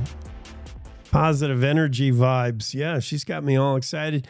I see the only road closed in Wyoming is the one I need to take to Casper that I asked you yesterday. Please don't make it snow on that road. It's closed. Well, I'm sorry you didn't get your payment in on time. Oh man. It's not a lot of snow, but it's wintry weather where I'm at in western Wyoming. Some eastern half of Wyoming might even see rain. We'll see upper 40s. Certainly the wind, kind of a mixed bag. The Pacific is making its appearance. It's apparent. It is, and we do have some slick roads. Interstate 80's got chain law in effect between Green River and Evanston, and we did see some snow along Interstate 80 in the west last night. So watch the mountain passes. As you know, South Pass closed. So we're looking at the Pacific kind of winning out today with the warmer temperatures, but also bringing the moisture. But Canadian air starts to come back in tomorrow and Sunday, and we're going to see scattered snow across the state this weekend. No one's going to get a lot, but we're going to see scattered areas of snow move in, and this will cause slick roads and highways statewide, and we're also going to see those temperatures go back down again. So this is the last mild day, and then next week, Jake, the folks in northeastern Wyoming just need to be ready for more cold. I tell you, they've had cold all winter. Oh man, yeah, and they're going to get more next week. We are going to see next week possible record temperatures in the northern plains. Now, think about this: if you could break a record in North Dakota in February, that means it's cold. I mean, we're going to see some minus 40s in northeastern Montana, North Dakota, possibly. And some of this Arctic air is going to push westward into the northern and far eastern counties of the state. I think the western part of the state will escape it, but that northeast corner of the state, livestock interests need to be prepared to get a lot of hay out because it's going to be very, very cold for a solid 4.5 days. Keep those animals busy chewing. Even your modern day diesels are going to give you trouble. That's the kind of weather where nothing wants to work. That's coming to you folks up there in the Northeast on the plains. That's tough. Is it like I picture it, this big, heavy Arctic falling down into Wyoming, and the Pacific moisture is just trying to push it and nudge it and make it snow a little, but it can't really. Pretty soon the big Arctic air is going to say, get out of the way. And just and that Arctic area, it'll be really interesting to watch temperatures next week, because what you'll see is the Arctic air is going to get right up to the mountains on the eastern side of the mountains. Yeah. And then on the western side of the mountains, that Pacific air will protect that. But that Pacific air will hit that Arctic air, and there's probably some snow in addition to those Arctic temperatures for the far east and northeast parts of the state next week.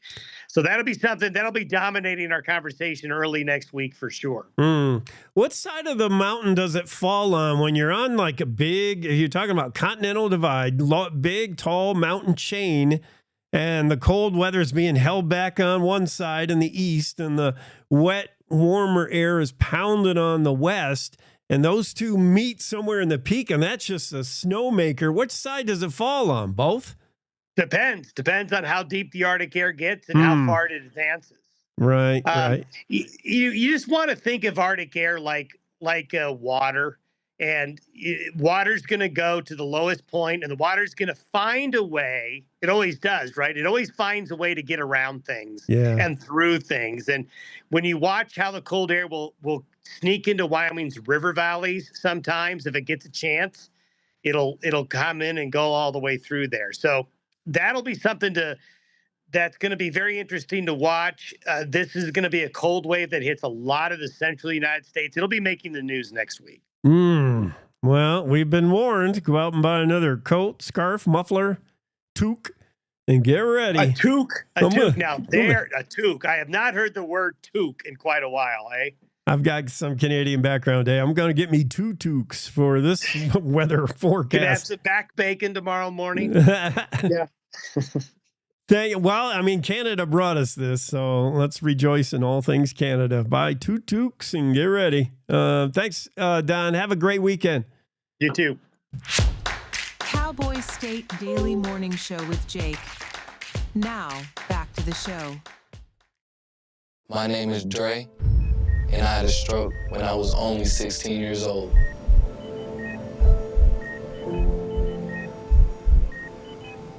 It was a normal Saturday. He played 2 games back-to-back.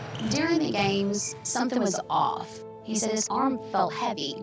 By 1 a.m., he was in emergency brain surgery because he was having a stroke. I didn't want to, but I felt like I was just getting up. That's when I found American Heart Association. They saved me that night. I don't know if Dre would be here today if it wasn't for the work that the American Heart Association has done. The American Heart Association supports life-saving research that leads to medical breakthroughs. We are fighting to help prevent death from heart disease and stroke, educating people on prevention and early detection, and working every day to find treatments and cures so you and your loved ones can live happier, healthier lives. To learn more, go to heart.org today.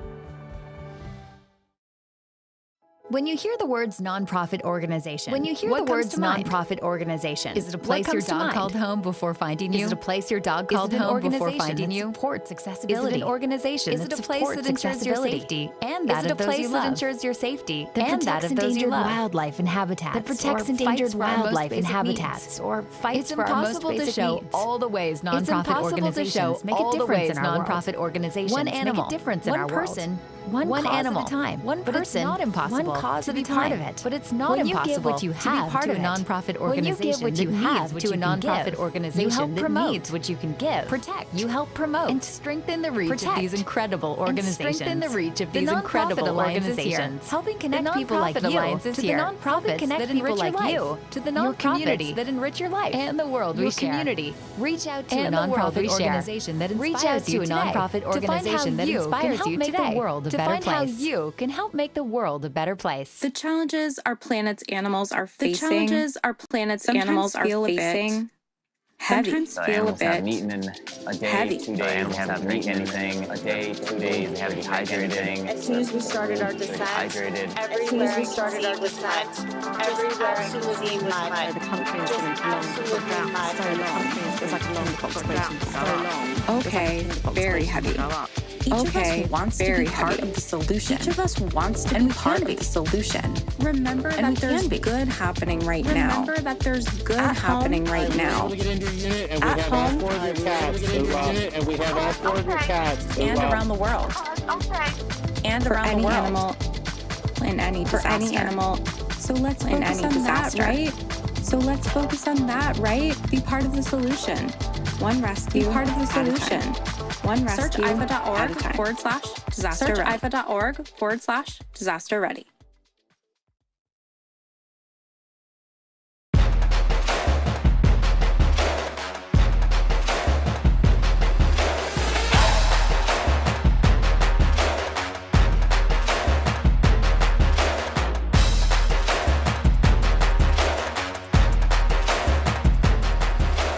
Cowboy State Daily Show with Jake continues in hour 2. Big thanks to Deborah Mallow for joining the conversation this hour. Spreading positivity, even for singles, and especially for those married in Valentine's Day. Those are the ones that need a little ray of sunshine, right? You got to go get the wife flowers, candy. That's not what it's all about, though. Go read the real story of the martyred saint, Valentine. It's interesting.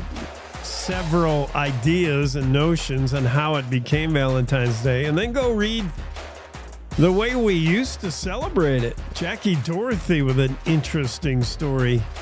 In fact, let's check into that now about the way Valentine's Day was celebrated 100 years ago in Wyoming.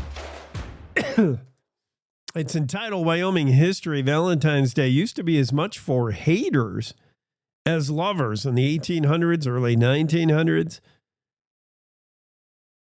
You know, that's how Jackie rolls. She's got a lot of free time. She just reads. She's catching up on her newspaper reading, beginning with like 1826. And working her way up. Actually, a little later than that. She read an issue of the Cheyenne Daily Sun, February 13th, 1881, declaring Valentine's Day as a time when people could share their feelings anonymously through the mail. And it was not uncommon for people to send something in the mail, and something akin to like a bag of coal for Christmas. Like you would send something maybe not so great, maybe not so warm and fuzzy to someone who was maybe not on your gift list for Christmas. And I'll share for the podcast viewers what some of those old cards look like. This was an old card you could send back in the day if you wanted to send a card to your special friend. This pickle, you could send a card to a sour pickle. Gentlemen, you could send a card to your wife. This one works today, quite honestly. The Female Autoist. The card comes with a Hallmark poem. Hallmark couldn't have written it any better. No road is ever wide enough. You twist and twist again. The folks behind you have to guess which way you'll turn and when. This card you could send to your wedded wife or girlfriend. Even today, it works even today, even back in I'm hard to believe this was, it had to be early 1900s when people were actually driving cars. I'm just kidding. I know some women that are very good drivers. But I'd rather drive when given the choice. I want to get there alive. But interesting observations that Jackie found. She went to Jerry Kinsler's, for instance, owner of Jerry's Flowers in Riverton. And he said that sentiment of old, 100 years ago back then, he said it's not as common, but he said there are still a few people today that use Valentine's Day as an opportunity to send their enemies a gift reflecting their feelings. And Jerry said, we've had people come in and order flowers and then want them sprayed black because they had not gotten along very well with that person or something like that. He said, but of course, by far, most of our customers are buying sentimental gifts that are romantic and can be more extravagant. But yeah, over at Jerry's Flowers in Riverton, he did say that some people go flower shopping and then smash the flowers and then mail them or whatever. If that's the way it was back in the late 80s and early 1900s, okay. Here's some more interesting cards from back in the day right there. They certainly have the old-timey look to them. Jackie Dorothy discovering what Valentine's Day was and what it meant to us longer ago in Wyoming. Yeah. But Kinsler did tell Jackie, today Valentine's Day is for the sentimental, whatever that means for you, and your sentimental somebody. Again, a big thanks to Deborah Mallow for coming on, saying it doesn't have to be about that significant other. Valentine's Day, like any other day, can be spent perfectly content with you yourself. Work on you first. But here's Jackie with more on that story as she talks to Wendy Core. And while today the Valentine cards decorated with hearts and cutesy messages tend to be sentimental and sweet, it wasn't always so. Cowboy State Daily's Jackie Dorothy reports that in the late 1800s and into the 1920s, although there were cameo Valentines and gifts such as jewelry boxes that were the popular gifts of youthful gallants, most of the Valentines sold in Cheyenne were the comical digs at your friends. I was just going through the Wyoming newspapers and I caught this article from 1881, and it was talking about how Valentine's Day is not just for the lovers, but it's also for the haters, and it's for those that just want to have fun. Because back in the day, originally Valentine's Day was just to express your feelings, whatever they were. So you might not have a good feeling about somebody. You would tell them anonymously. Now, 144 years later, the sentiments in these Valentine cards might still ring true, but you also might want to remain anonymous when you send out that card.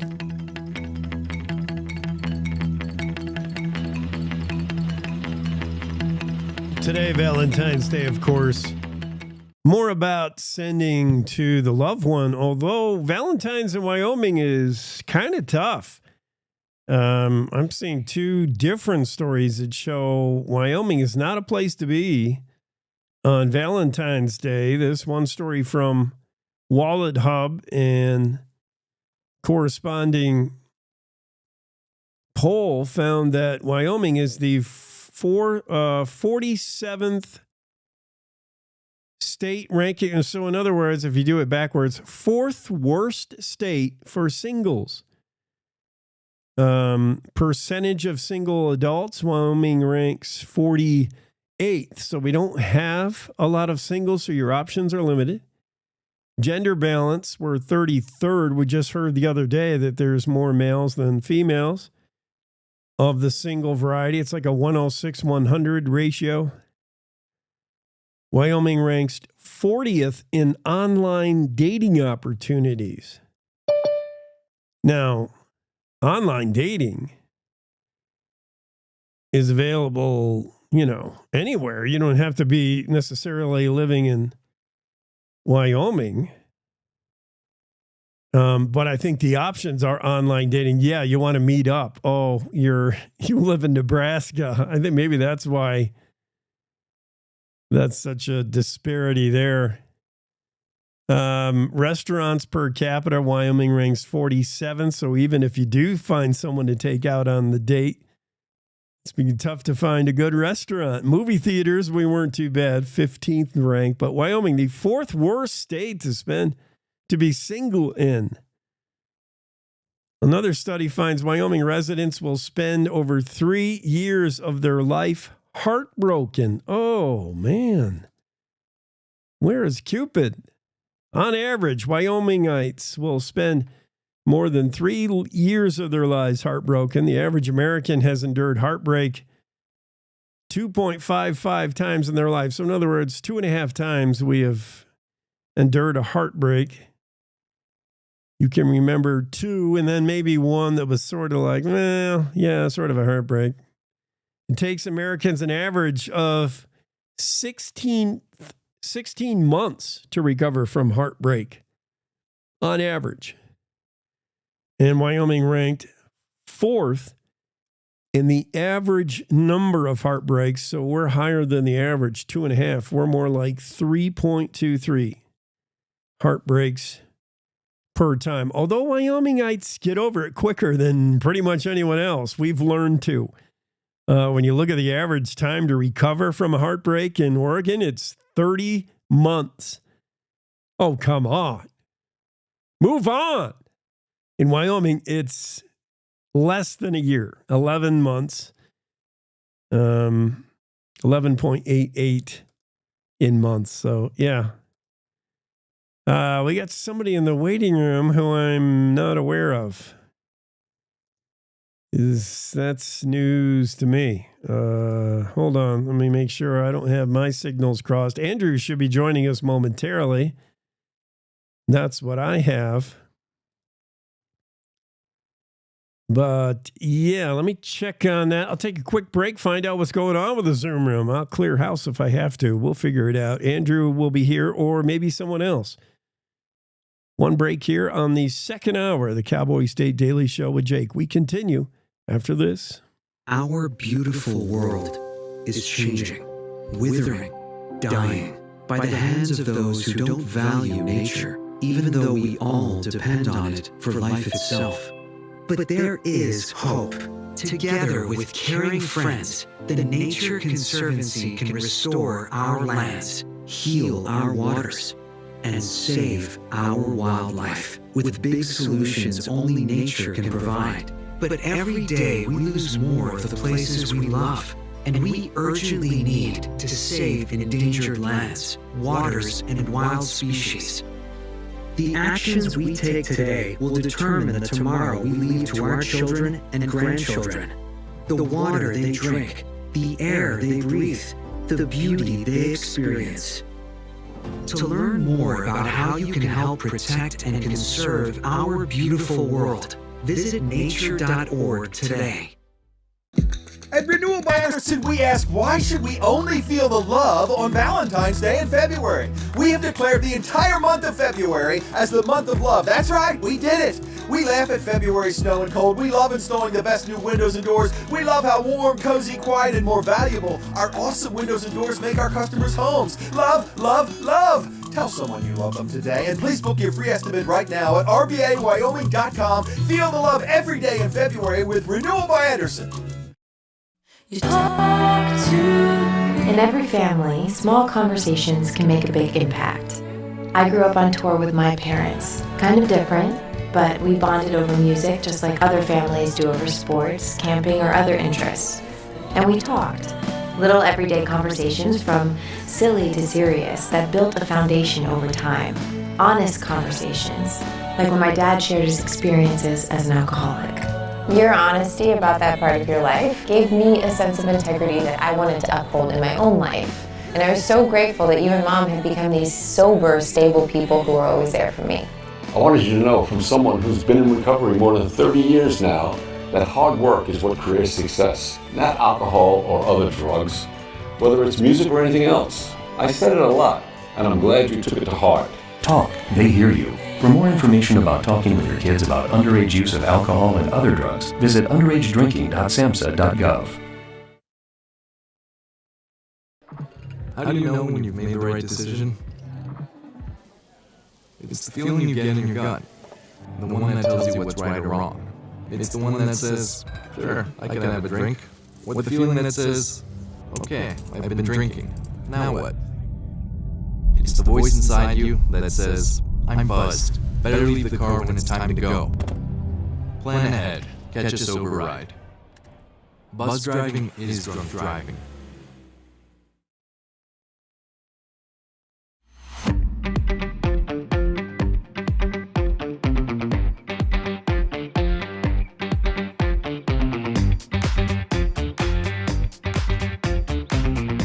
Cowboy State Daily Show with Jake continues, hour 2. And special guest, which is special and surprising to me. I have completely forgotten how or why we have you on right now. Michael Kuziak. Good morning. How are you? Good morning. I am not kidding. We are like changing over who books the show and where we schedule it in Google Sheets. And I'm at a loss. That's all right.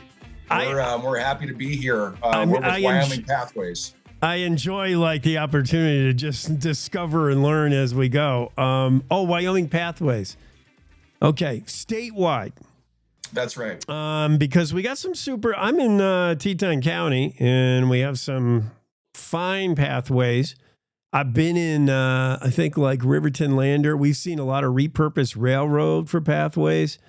And you're probably busy maybe doing some lobbying down there at the legislative session. What's the latest with pathways? What's your end goal other than world domination? And where are you at? What's your latest successes? You're right on all counts. And our organization had a hand in the beginning of those pathways you have in Teton County. But what we're about is for all the communities that want to have their community become safer for bikes and pedestrians, we help them get there. We also have a lot of demand for recreational trails on public lands. Think about mountain bikers, trail runners, people who hike, people who ride horses. And so we work with land managers to make those projects come to fruition. Recent successes that we've had, we completed a trail outside of Laramie that now connects the area known as Happy Jack to the community of Laramie without leaving the trail. You can be off roads, off paved surfaces all the way from Laramie to Happy Jack, and that's one of our most recent successes. This is my colleague, Grace Templeton. She's our community engagement person. I'm just reading that on the website now. Hi, Grace. Hi, Michael. Hi.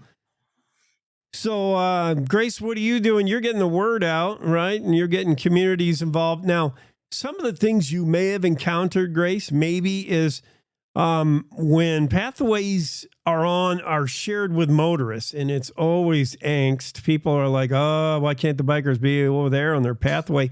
Is that because like is something you try to purposely do is say, look, if we're going to make a multi-use pathway, let's try to get it away from a road as much as we can? Yeah, absolutely. Pedestrians and cyclists are some of the most vulnerable road users. So anything we can do to get people on the trail or on a pathway and off the road is beneficial to us. And yeah, what I do for Wyoming Pathways is just sort of spread our reach, let people know what we're up to, social media, communications, newsletters, events, and those sorts of things. One thing we try to do, we follow a process model really strictly. Our first step is community desire. We would never come into a community and say, this is what we want to do. People reach out to us and we come in their community. We get the land manager support, seek local partners, which is usually bike groups, running groups, hiking groups. Collaboration is key. And then one thing we do is host a community meeting, like a charrette. We did one last year in Casper, worked with tons of partners to build a report just to sort of guide future planning for trails and pathways and those sorts of things. Michael and Grace with Wyoming Pathways. Have you noticed a definite change or a pivot in use of pathways for like commuting, like for like real travel? I mean, there's a lot of benefits to pathways. People get out, get exercise. I mean, it's great to go out, and run your dog on a leash with a bike or skateboard or whatever you want to do to stay outside, to stay active. But I'm seeing more and more year round with the fat bikers and cross-country skiers. People are getting to work that way, like miles. That's right. And to your previous question about the safety issue, the ideal state, as Grace mentioned, is to have that route off the roadway. And mind you, we had a survey online for a few years, and we had $100 million in project requests for just that amenity across the state. Over 40 municipalities reached out. So you take a look at what's happening in your neck of the woods. And I've got friends there, as I'm sure you do, that no longer use their vehicles. They're using their e-bike to go from Wilson to the square. They're sending their kids to middle school on these things. And so you've got massive congestion. The other fascinating item that I learned recently is your neck of the woods has become a vacation spot, if you will, for folks just to bring their e-bike and have beautiful views and get around that way. So yeah, the demands are there. And right now, building paved trails or pathways is about $1 million a mile, but the money's really not available in most of these municipalities. So we have to look for federal funding sources, which is a challenge, especially these days. In the last few weeks, we've seen that. But yeah, the demand is high. The benefits are many. It's economic development, it's safety, it's quality of life, all of the things you mentioned, mental and physical well-being. That's why there's so much demand for these. And is it a priority for you when you're considering projects? Money doesn't fall out of trees. Is it a priority to make sure you don't have the path to nowhere? Connected, complete streets, like an actual route that goes somewhere people go and loops them back or something, like purposeful travel. That's part of it. Yeah, 100%. We do the same thing with our soft surface trails. We land managers would never want a trail that just ends in the forest, because then people will keep putting in their own, what we call social trail, not knowing what kind of damage can be done. So that is one of the challenges for sure. Yeah, we did a connector trail in JBR, and then a JBR near Lander, Johnny Behind the Rocks, and then of course connecting the Pole Mountain Connector Trail to Laramie to Happy Jack. So that's really important to land managers and residents alike. Wait, Johnny Behind the Rocks that's a fascinating. I've always wanted to go in there. I pass it. I'm trying to think of now where I see it. Is it on the highway they just closed on me? That Lander cutoff? Where is that? You'd be heading from Lander to Jeffrey City on 287, and JBR is about 12 miles from Lander. It's definitely worth a stop to stretch your legs. Beautiful zone. It looks so cool, so inviting. There's this cavern of rocks just calling me in there. Pretty special. Oh, wow. I got to check that out. That's pretty neat. So what do we do? What's the latest thing you're doing? Anything on the lawmakers thing? Anything you got to do legislative wise? Are you happy with, I don't know how you're funded, and I don't know what Cheyenne can do for you down there in the session. What's that all about? So historically, we've been in Cheyenne every year working on bills that benefit pedestrians, bicyclists, trail use. Our organization has drafted bills that would increase funding sources through the Transportation Alternatives Program at YDOT, the Recreational Trails Program at state parks.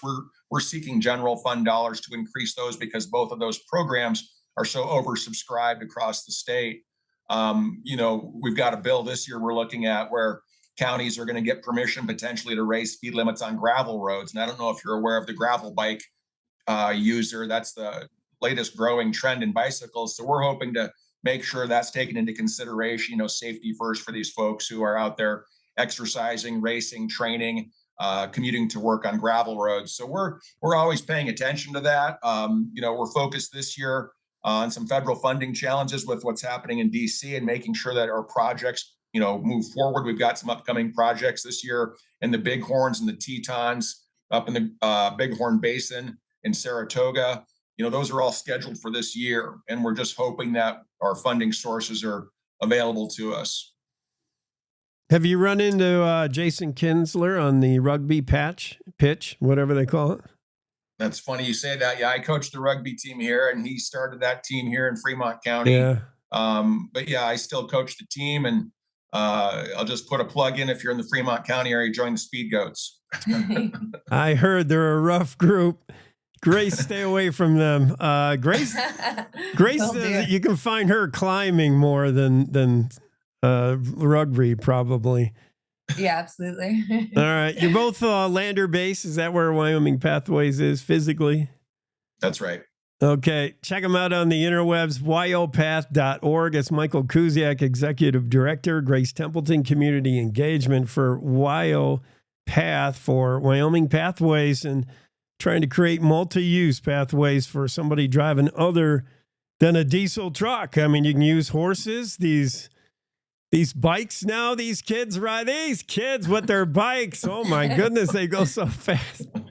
Yeah. You can do a lot out of them. I've seen people walking their cat out on the pathways. You can use it, do a lot out there on the pathways. Thanks for all the hard work you do. Build more. I mean, $1 million a mile. We might be limited. Maybe we can get people to send you money, but we need more of these. I like it. We love that, and we'll keep going. We love our jobs, and we're going to keep working our best to get it done. Yeah, and I would just emphasize before we sign off that if you support our work, we encourage you to donate towards our cause. You can do that at www.wyopath.org or follow us at WyoPath on social media. WyoPath.org. Yeah. Thank you, guys. Appreciate it. That was a nice surprise for me. Good deal. I forgot all about it. I'm so sorry, but yeah, we got it done. Rolling with it. Yeah, have a great day. Thank you. You too. Have a good weekend. Cheers. Bye. That's Michael and Grace from Wyoming Pathways, and it's going to leave us very little time, really no time for Andrew. Andrew, I hope you're watching in and you know what happened. I'll send you a text here in a minute, but just a booking I forgot all about. But it was nice to touch base with Wyoming Pathways, see what they do, Michael and Grace.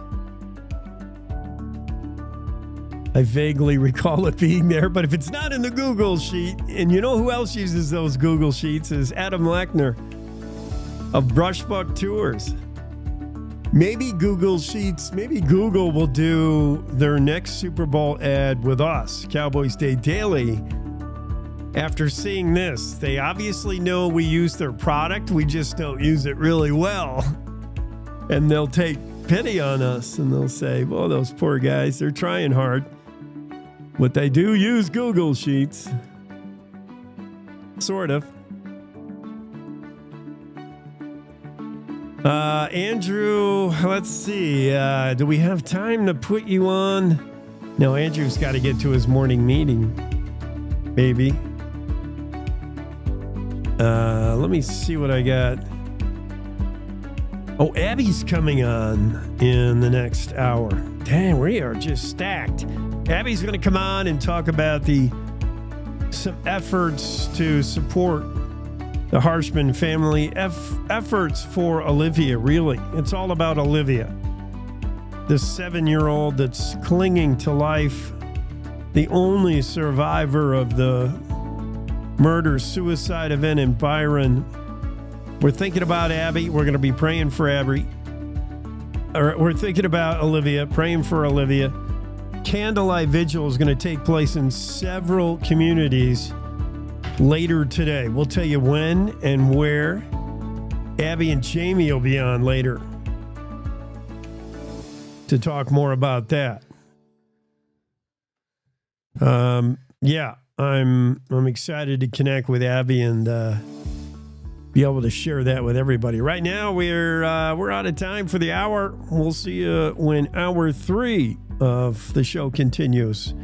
It's the Cowboy State Daily Show with Jake, and we'll be back after top of the hour news with Wendy Core. We'll see you on the other side.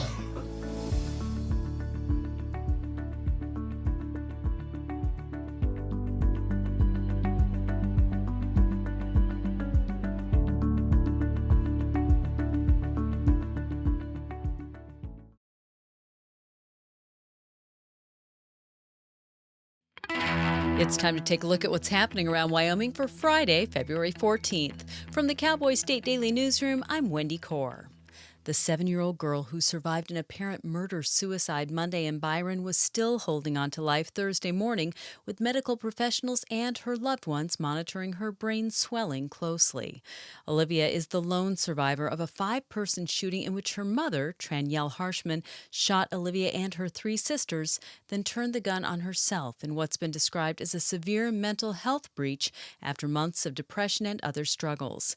Cowboy State Daily's Claire McFarland has been closely following the story. On Thursday, Olivia was having spikes in her brain swelling, which her dad, Quinn Blackmer, said was expected. They thought that Thursday would be the bad day for that. They were still contemplating an induced coma, but they hadn't gotten there yet. They were just monitoring, and she was responding well to medication. I also talked to Cliff Harshman. They had primary custody. He's been raising these girls, and then he's the biological father to the 2 little ones. He powered through to memorialize the little girls that have died. He talked about the little ones, both on opposite sides of age 2, Irish twins, being bundles of joy and being just half mud pie tomboys and half pretty dolled up girls. And he talked about little Braylee and how smart she was and how she wanted to be a scientist. Rocky Mountain Elementary School in Cowley, where 9-year-old Braylee and 7-year-old Olivia attended, has brought in 4 extra counselors and a support dog to help its 171 students in the aftermath of the Monday murder-suicide.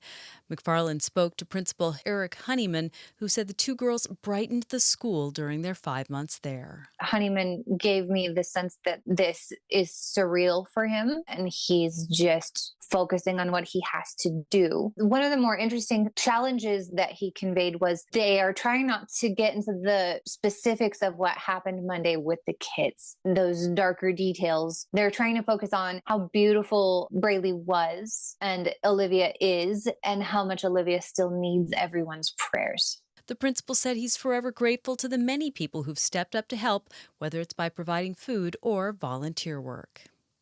The foremost piece of property tax relief legislation being considered during the 2025 legislative session was significantly altered from a flat 50% cut on Thursday in the State House. As passed on second reading Thursday, Senate File 69 now makes a 50% cut based on the growth of assessed value on a home from 2019 to 2024 on home values up to $2 million. Cowboy State Daily's Leah Wolfson reports that the major change was brought in an amendment by Republican Representative Ken Clouston of Gillette. This solution does truly strike a balance of some sort between providing homeowners property tax relief and still not totally gutting funding for local governments and schools and special districts. It's still got a long road to travel, but it got a lot of enthusiasm on Thursday, and some pretty conservative people that have been kind of linked to the Wyoming Freedom Caucus issued support for it, calling it an elegant solution. The amendment also removes the sunset date from the bill, making it a permanent tax cut, but unlike the original bill, it won't go into effect until 2026. I'll be back with more news right after this. Looking to earn money for college while making a difference in your community? Join AmeriCorps Vista with Serve Wyoming. Vista members tackle affordable housing, food insecurity, and poverty across the state, all while promoting volunteerism. Enjoy a living stipend, health insurance, childcare, and college scholarships. No experience? No problem. Serve Wyoming is placing Vistas with Lions Disability Transportation in Cheyenne, the Nicolason Art Museum in Casper, and Rooted in Wyoming in Sheridan. Reach out to Serve Wyoming at servewyoming.org. While today the Valentine cards decorated with hearts and cutesy messages tend to be sentimental and sweet, it wasn't always so. Cowboy State Daily's Jackie Dorothy reports that in the late 1800s and into the 1920s, most of the Valentines sold in Cheyenne were the comical digs at your friends. I was just going through the Wyoming newspapers and I caught this article from 1881. And it was talking about how Valentine's Day is not just for the lovers, but it's also for the haters. And it's for those that just want to have fun. Because back in the day, originally Valentine's Day was just to express your feelings, whatever they were. 144 years later, the sentiments in these Valentine cards might still ring true, but you also might want to remain anonymous when you send that card. And that's today's news. Get your free digital subscription to Wyoming's only statewide newspaper by hitting the daily newsletter button on cowboystatedaily.com. I'm Wendy Corr for Cowboy State Daily. Wyoming is a big state. There are so many stories to tell, and here at Cowboy State Daily, we pride ourselves in bringing those stories to you every day. I'm Riley Strand, videographer and production assistant for Cowboy State Daily Video News. Every day, host Wendy Corr and I talk to the experienced journalists who are covering the topics, issues, and people that are important to Wyomingites. And in our daily newscast, we bring you their stories. Tune in to Cowboy State Daily Video News every morning, only on cowboystatedaily.com.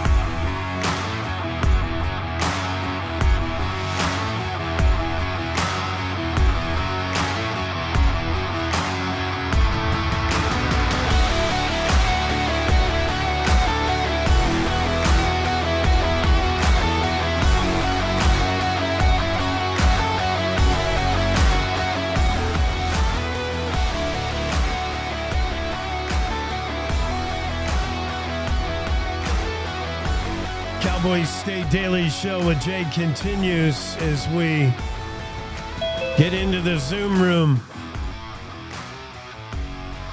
It's Abby, Jamie. You got your, oh, I don't have my hat.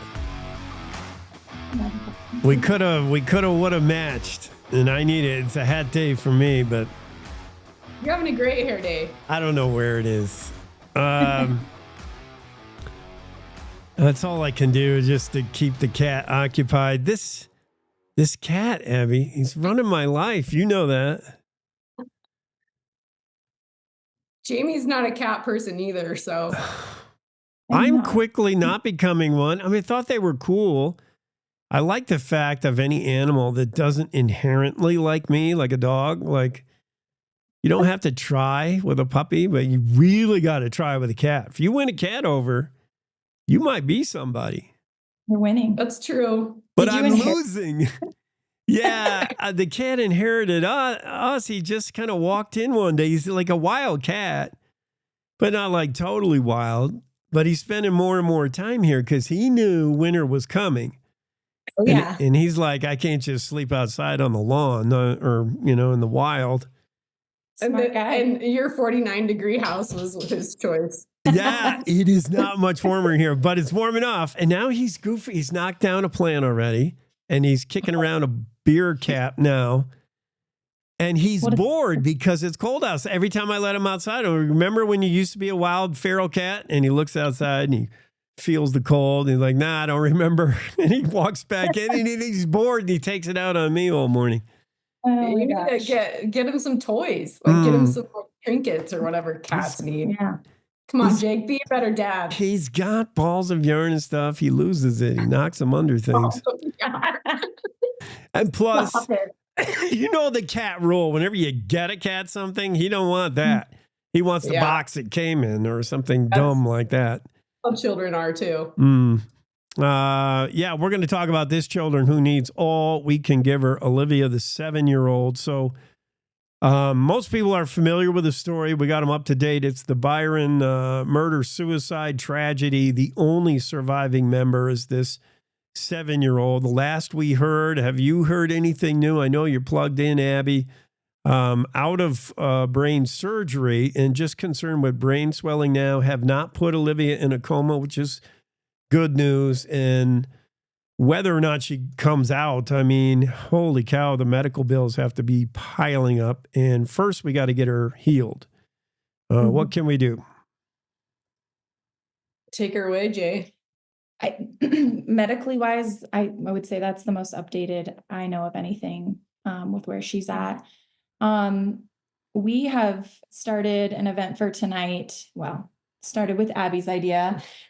She brought it up to kind of a group message of some gals here in Casper and said, I want to do this idea. And my response was, are you thinking like just this group right now that we're talking to, or are you talking bigger scale than that?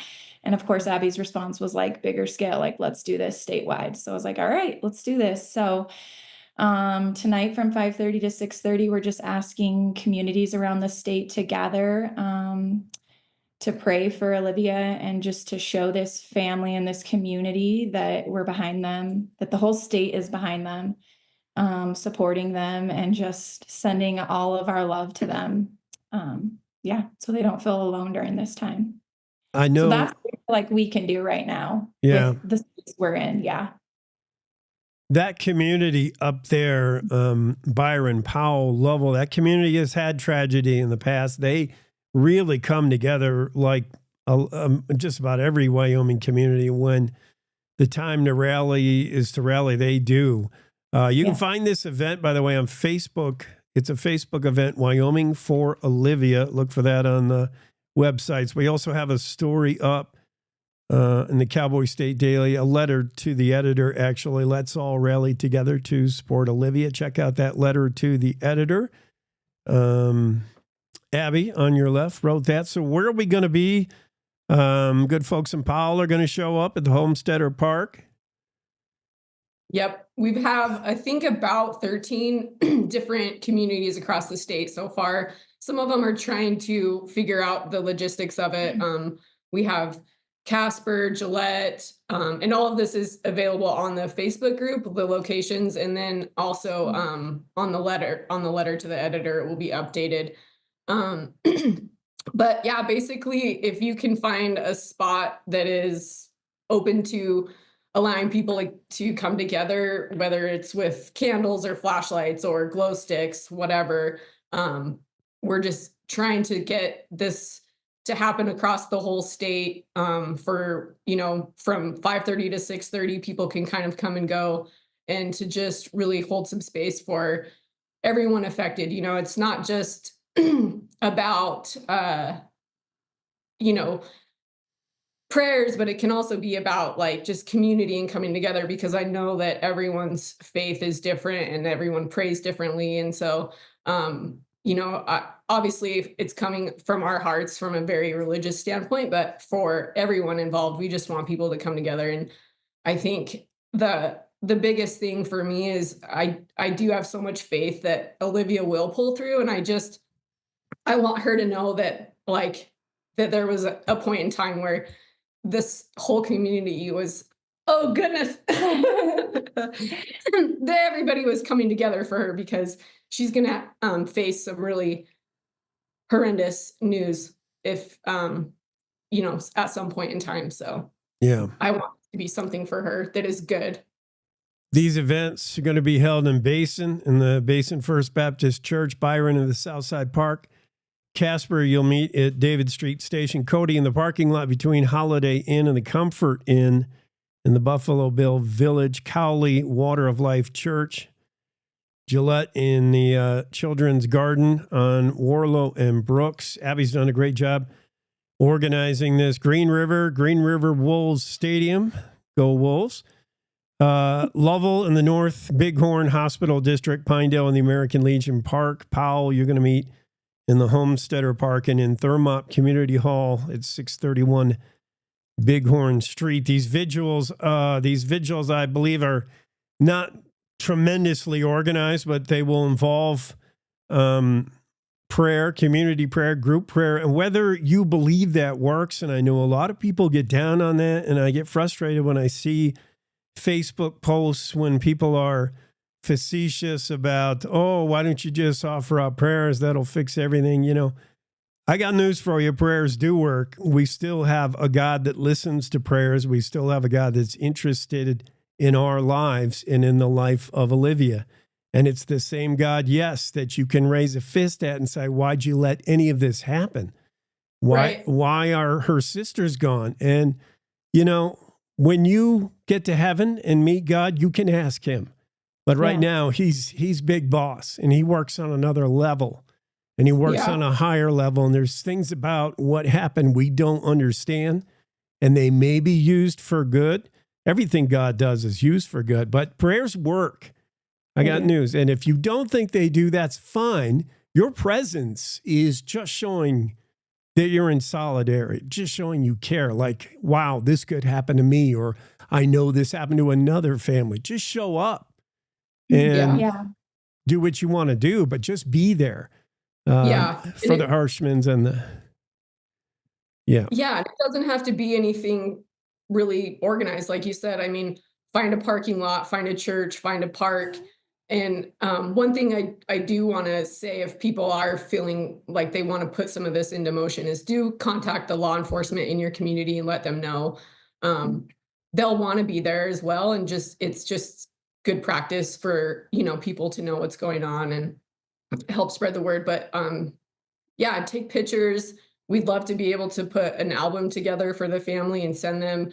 We have some posters here in Casper for kids to draw a picture. You know, I think it'd be awesome for Olivia to have a bunch of pictures drawn for her hospital room from places all across the state. I think some communities are wearing purple and yellow because those were the family's favorite colors. So really anything that you can do, you know, big or small, you know, even if you are not able to leave your home, some communities are putting candles in their window between 5 and 6, you know, for people, senior citizens or people that are not able to leave their home.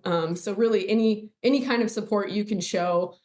I just think it would be amazing if, you know, from 5:30 to 6:30, they see improvement in her health.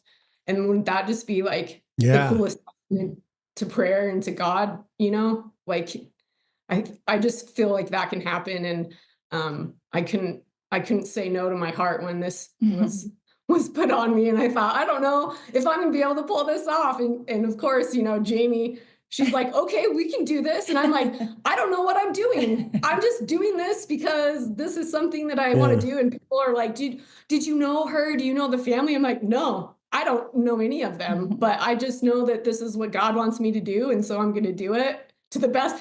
As my boss, Todd Titus, always says, do your best, let God do the rest. And that's kind of how it's been. I'm like, this is what we can do together as friends. And it's been really cool. I mean, the last 24 hours, it's been kind of a whirlwind to see different communities just throw out that they're doing something here or something there. I mean, it's pretty mind-blowing. I mean, there's 23 counties in Wyoming. Don't ask me that on trivia, Jane, because I'll get it wrong. But, you know, to have almost 13 is incredible. So, yeah. And to that note, I mean, this has occurred over the past 48 hours. So it's been quick. It's a busy night for people. Like I've seen people say, you know, traveling for sports and it's just, you know, things going on. And so we totally get that. But to see the momentum just over 48 hours, getting behind this across the state has been amazing. And I truly think that people are doing what they can if they're able, and we're asking people to, even if you cannot be in one of the places where there's an actual gathering happening, like if you're homebound or you're traveling or watching your kids' sports or whatever it is, just kind of maybe take a moment from 5:30 to 6:30 and like think about this community and this family and send out a prayer for Olivia. I know that in Cody, there's a gathering happening, like you said, in the parking lot between two motels, and it's actually ski teams, I think from Casper, Lander, Pinedale, Laramie, and so these teams are going to get together and kind of have their moment there. So yeah, it's pretty cool to see what people are making happen. Very cool. Prayers up at 5:30 today, all across Wyoming. We told you the places we may add to it. If somebody wants to get added to this, be formally recognized, can we contact somebody, Abby? Yeah, you can reach out to me, reach out to Jamie through Facebook, or, my email's obviously on cowboystatedaily.com. And yeah, this is just something that we decided to do like outside of, Cowboy State Daily. And I'm really grateful that obviously I have this connection to be able to share, and anything helps for sure. And we're just blown away that it's become what it's become so far. Yeah, we're at a time where we all feel kind of helpless, just like her dad, both her dads and her mom. Like, you just sit bedside and you just wait and you feel helpless. You want to do something. So this is our way of doing something. Collective prayer, 5:30 to 6:30 vigils going on all over Wyoming. It's Wyoming for Olivia is the Facebook event page. As Abby suggests, maybe contact law enforcement if you're going to get your own get together, especially if you're in the Casper or Rock Springs area where your gathering could be perceived as potential gang violence. That's a shot at Abby. Come on, I can. Yes. I hope we can get every county, every community involved at 5:30. Yeah, Jake, we don't have anybody in Jackson yet, so you and your cat come together. We got to. Well, it was my intention to be in Casper actually at that time, broadcasting a basketball game, but I don't know if I'm going to get there. So we'll see. I'll certainly be mindful of what I'm doing from 5:30 to 6:30. Absolutely. Because prayers up, collective prayers for Olivia, and we're going to pull her through this. The 7-year-old is just battling for life. Just crazy event environment. Thanks for doing this, Abby and Jamie. This is awesome. Thanks for coming on, sharing it with us. Thanks, Jake. Thanks for having us. All right. We're going to move on with our day. Y'all have a great weekend, and we'll see you tonight at 5:30. We'll feel it. Good. Thanks. Cowboy State Daily. Show with Jake continues, 8 o'clock hour. It's time to take a short break. We'll be right back on the other side of this. More guests coming up, more news coming up right after these. We all make choices. When it comes to alcohol, kids make choices whether to drink or not. Bye, Dad. Bye-bye. Remember, I'm going to Alex's party tonight and sleeping over. Have fun. Hey, have a seat for a second. Remind me about that party again? Alex is just... And adults make choices whether to talk about it. That's true of parents and every other trusted adult in a kid's life. Kids want to know our expectations when it comes to alcohol and other drugs. They want guidance and honest answers to their questions. And it makes a difference when the message is consistent and part of everyday conversations. So talk with your kids and help lead them on a positive path. Because when you talk, they hear you. For more information about talking with your kids about underage use of alcohol and other drugs, visit underagedrinking.samhsa.gov. Julie was always a voracious reader. She'd carry 2 novels on an airplane because she'd read one on a 3-4 hour ride. And at some point, I began to notice that she would read a page and couldn't remember what she had just read, and she'd have to go back and read it again. I don't remember much these days after I read, but less does for me, and I love it.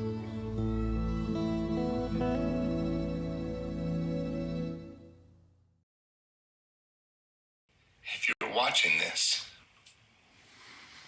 I didn't make it. Thanks to people like you and the American Heart Association, my family never had to see this video. I was a healthy 47-year-old, no symptoms. But then my doctor discovered I had a bad heart valve that was beyond repair. The scariest day of my life was when I was sitting on a gurney. Deep down, you know, this could be it. This little heart valve did something really big. It saved my life. I wouldn't be here today without it. The research for this heart valve was funded by the American Heart Association. Since my surgery, I had a son get married. I had a daughter graduate high school. I had another daughter give birth to a precious boy. I would have missed all that. To learn more about the American Heart Association, go to helpheart.org today.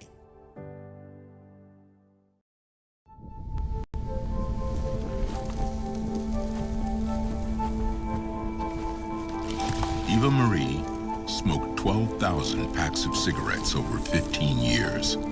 She quit, and now there's a new lung cancer screening that could save her life. You stopped smoking, now start screening. No matter how much you smoked, early detection could save you. Talk to your doctor or learn more at savedbythescan.org.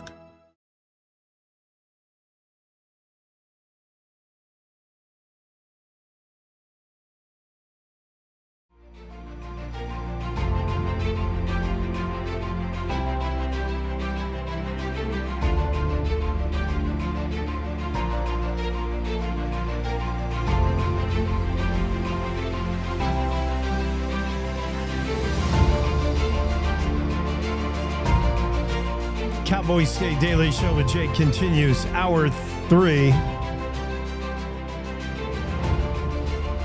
Wyoming wants to invest in gold. We used to think we had some gold here in the state, but it turned out, not that much. It's been better states for gold like Nevada, Alaska, California. But we want to invest in gold, maybe as a hedge to what the stock market might do, or maybe just as a solid investment. Gold has been going up lately, if you haven't noticed. The story is from Leo Wolfson in the Cowboy State Daily. Gold commodities have been skyrocketing and gaining momentum since the election of President Trump. Now, Wyoming legislature is looking to get in on the action with a proposal that would require the state to buy more of the precious commodity. On Thursday, House Appropriations Committee passed Senate File 96, a bill that would require state treasurer to hold and invest at least $10 million in gold. The bill passed 5-1, with State Rep Trey Sherwood, Democrat Laramie, the only vote against. The bill's sponsor, Senator Bob Ide, Republican out of Casper, wants Wyoming to become less dependent on the U.S. dollar-based investments, stocks, bonds, and that kind of stuff. He worries that a cataclysmic financial event, we're talking about a stock market crash, I would imagine, or something like that. He worries that in an event, cataclysmic financial event, the value of the dollar would drastically plummet, and having gold would be a hedge against any kind of dollar investments, a hedge against inflation. Ide says it's not really an investment, it's a strategic asset, a hedge against inflation. I'm trying to protect our state's wealth and our citizens' wealth. On the other side of things, you've got Deputy State Treasurer Dawn Williams, who spoke out against the bill. I didn't think that Treasurer Kurt Meyer would be for this. I don't want to speak for him, but for everything I've learned about Treasurer Meyer, he does not want to be told how to do his job, basically.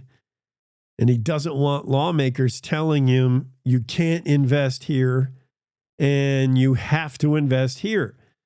Who would like that if you were a state treasurer and you got lawmakers trying to make laws who are not at all skilled financial people as you are? I'm guessing very few of the House representatives and even the state senators come from a investment funds background.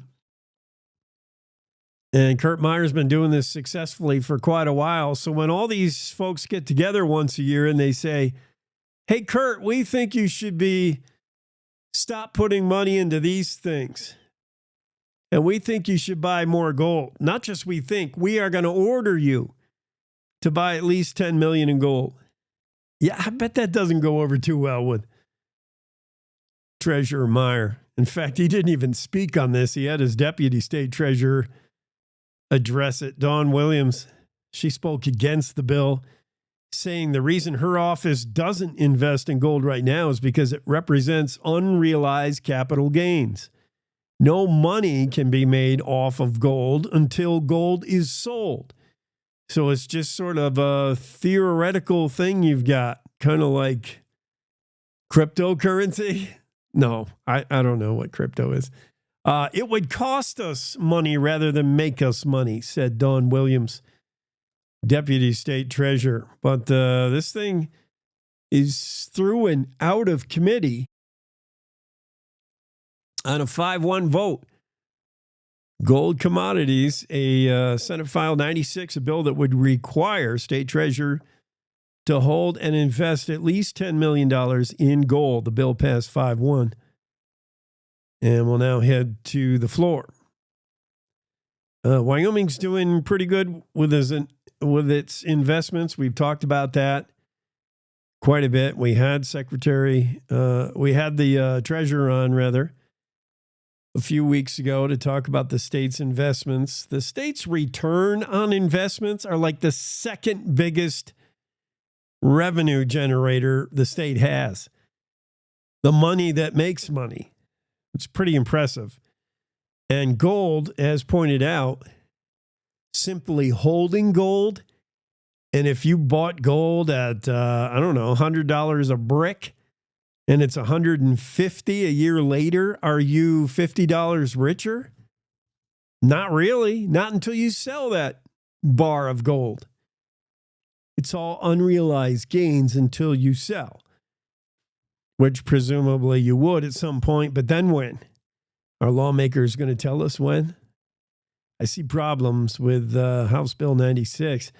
Fast action helps save a horse named Frisky. I was going to have Andrew on to talk about this horse.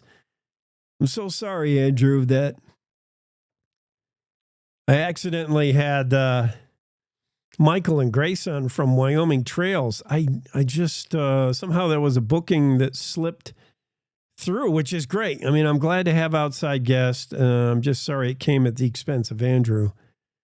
But Andrew wrote this story, so he was to have talked about it. Frisky was standing there minding his own business in southern Colorado when a septic tank he was standing over collapsed, the roof of the septic tank. And down goes Frisky. Clunk. And I'm showing you a photo of the horse right there. This is some good procedure. Some of these guys were trained in horse rescue. Some were not. One of them said it was the first time he's ever been on a horse rescue. Other folks who assisted, and there was plenty of help. Pueblo County Sheriff's Emergency Services in southern Colorado, they were there. Pueblo West Fire, Pueblo West Metro District Community Animal Rescue Team. Local veterinarian Dr. Brian McDonald was called to bring a sedative. And one of the fire departments, Lonnie Legan, assistant chief of the Pueblo West Fire Department, said that was the first horse rescue I've been on in my 29 years. But they did all the things right, in my estimation. They got a good strap. Now, they called a backhoe in. There was a guy who happened to be on his day off nearby. He was a dirt mover, and he had his backhoe parked, and they called him in, and that was crucial because they needed to do a little bit of delicate digging around the horse, and then they needed to pull the horse up and out. And I'm sharing with our podcast viewers how they got him up and out. Strap around the front end of him there. Notice the hood over the head to keep him chilled out so he does not see what's going on, doesn't get the idea that he's being hoisted. Stay away from the hooves, guys. There's the horse stuck down in there. His back end went down and the front end was still up and out. It had to be a harrowing experience for the horse for sure. But once the vet got there, they gave the horse comfort, waited for the vet. Vet shot him up with a little bit of something that would make him feel happy.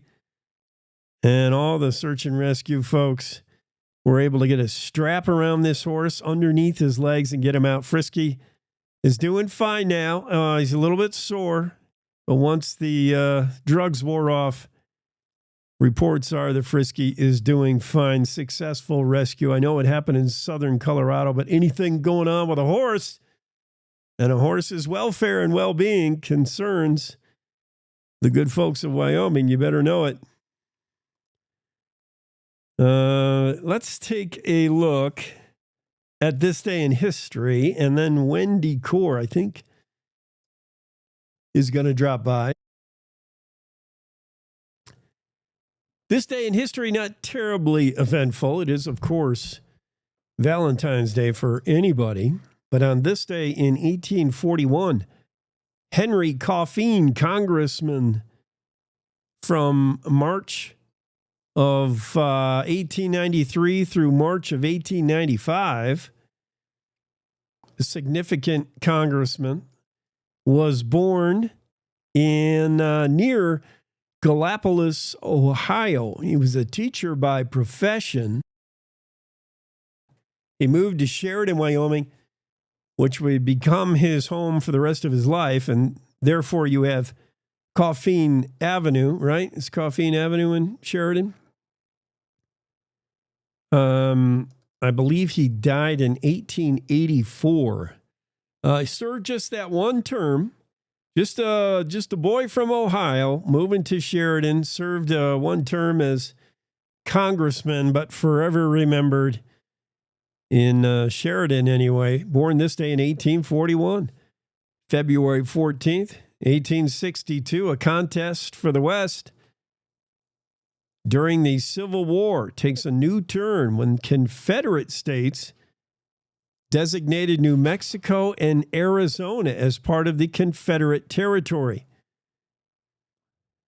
This day in 1870, Sweetwater County Board of Commissioners, in a vote 2-1, approved Esther Hobart Morris' application for Justice of the Peace. Close vote, but this would make her the first woman Justice of the Peace in the United States. She served for just about 9 months, the full length of her term, but could not secure a renomination from either political party in Sweetwater County when that term was over. Of the cases she presided over, which were appealed, not one was reversed. She lived until 1902. She's buried in Cheyenne. Esther Hobart Morris, first Justice of the Peace. And yet one more reason Wyoming is the equality state. It was this day in history in 1870 she was named Justice of the Peace.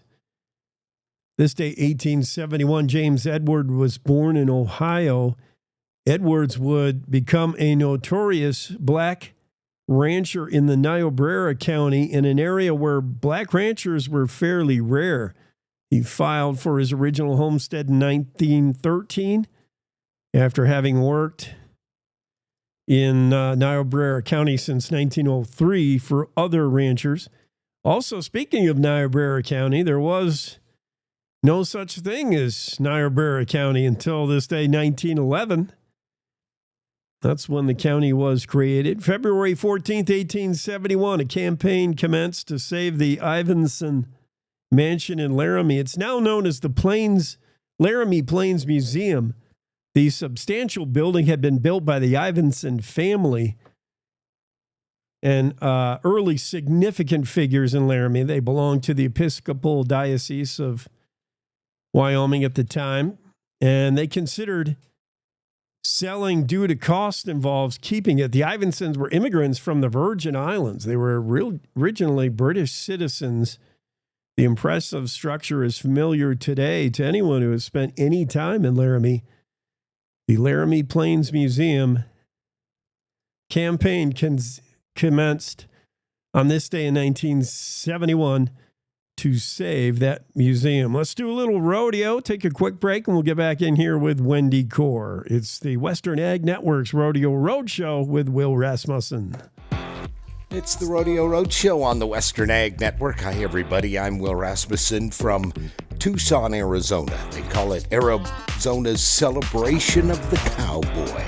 Excited to get started here in Tucson, Arizona. Rodeo Rapid City, we talked about it last week. Let's talk about the final standings of that major rodeo in Rapid City, South Dakota. That's next on the Roadshow. Hi, this is Chandler Gould, National Association of Wheat Growers CEO. The 2025 Commodity Classic is headed to Denver, Colorado in March, and I'd like to personally invite you to join fellow wheat growers for America's largest farmer-led, farmer-focused agriculture and education experience. Not to mention, it's the closest it's ever been to your farm, making it even easier for you to attend. Informative speakers on timely topics, cutting-edge ag technology in the industry's largest trade show, and more. Visit commodityclassic.com today. Every year, humic loss makes it harder for crops to absorb applied nutrients. Resurge from Helena is a low-dust granule that delivers humic compounds to improve nutrient uptake and plant growth. The Resurge granule's superior hardness and uniformity withstands pneumatic applications, allowing for even distribution in your fertilizer and across the acre. Energize your soil and elevate your crops. Contact your Helena representative to learn more. Always follow label instructions and check registration status before use. I was lucky enough to be a part of Rodeo Rapid City, which has won Large Indoor Rodeo of the Year 4 out of the last 5 years. And the Sutton family from Oneida, South Dakota, puts that on and produces it in the beautiful monument building there, brand new in Rapid City, South Dakota. Let's get to the champion, shall we? In the bareback riding, Garrett Shadbolt 3 times did the NFR, the Nebraska bareback rider, 88.5 points. How about that for Nebraska? In the steer wrestling, it's Boyd Sawyer winning the steer wrestling event. Team ropers Braden Fillmore and Cullen Teller, an arena record there at Summit Arena in the Monument with a time of 3.8. In the saddle bronc riding, Damian Brennan, the Australian, huge numbers on a Sutton horse called Sweet Emotion, 88.5 points for the Aussie Damian Brennan. In the barrel race, Katie Chisholm wins the barrel racing event. Tyler Milligan is the tie-down roping champion, the young man from Oklahoma. And in the bull riding event, Jake Lockwood, Volberg, Montana, wins it at Rodeo Rapid City on the Rodeo Roadshow. I'm Will Rasmussen on the Western Ag Network. Yeah, thank you, Will. We'll take this quick break, come back, and we'll be live with Wendy Core in hour number 3 of the Cowboy State Daily Show with Jake. Back in a moment. Who can you turn to for news you can trust? Your local TV and radio broadcasters. You trust us to keep you safe during times of crisis and to deliver the weather, sports, and entertainment you rely on every day. We bring you the facts you need to make decisions that matter. And as misinformation, you can trust your local stations to deliver the truth. Text TV to 52886 and tell Congress you rely on your local stations for trusted news. You handle the healthcare, we'll handle the marketing. In need of a spark for marketing your medical practice? Loom Studio provides creative and strategic healthcare marketing that illuminates the path to bigger and better experiences for your business and your patients. We specialize in branding and design, social media, website design, SEO and SEM, not to mention content creation, public and media relations, and marketing metrics to ensure you're getting results. If you're looking to increase your patient engagement and retention, enhance your community impact, and streamline your marketing efforts, our team is ready to help you achieve your goals. Contact us today and learn more at loomstudio.com. There's a lot of need in the world, and if you're like me, it can seem too big to make a difference. But that's why I decided to start volunteering with Mercy Ships. Dedicating a few weeks or months of my life every year in the service of others has brought me more than I could ever imagine. Plus, I'm getting to meet people from all around the world and make lifelong friends. Hey, Michelle. And with so much to do here, there's an opportunity for everyone to make a difference. High five. But the best reason to volunteer is knowing that no matter what you do, you're helping change people's lives every day. Whether it's for 2 weeks, 2 months, or 2 years, when you volunteer with Mercy Ships, you'll find your purpose, your people, and your place in this world. And all you gotta do is visit mercyships.org today. I hope to see you soon.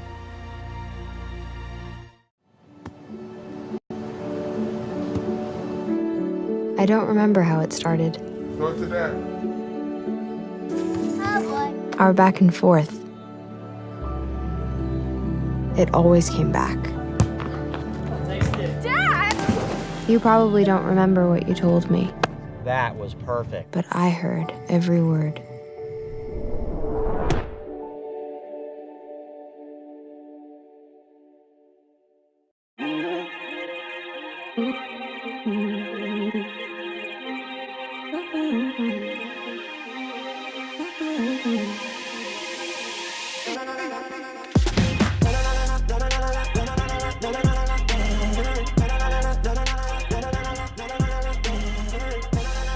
Cowboy State Daily Show with Jay continues. Hour 3. It's Wendy Core in the room. Wendy. Hey, Jay. First, Happy Friday. Happy Valentine's Day. Happy Friday. True. Yes. We've been talking a little bit about that. We've had a special guest on to tell you how you celebrate when you're single. No shame in being single on Valentine's Day. I was single on Valentine's Day for a very long time. Many times, Yeah. right? Yeah. For many, many years. Okay. It's nice. It's nice not being single on Valentine's Day. I could do it either way.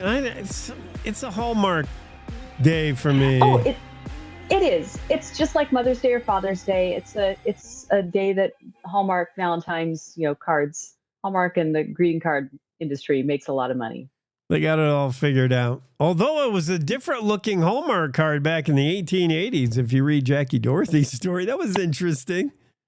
I love that. Oh my gosh, I think we should bring that back. Let's just insult our friends on, anonymously by leaving them, cranky cards. I think that's hilarious. Yeah. Who left me these black roses and a salty card and some melted chocolate? What the heck? Yeah, don't put your name on it, though.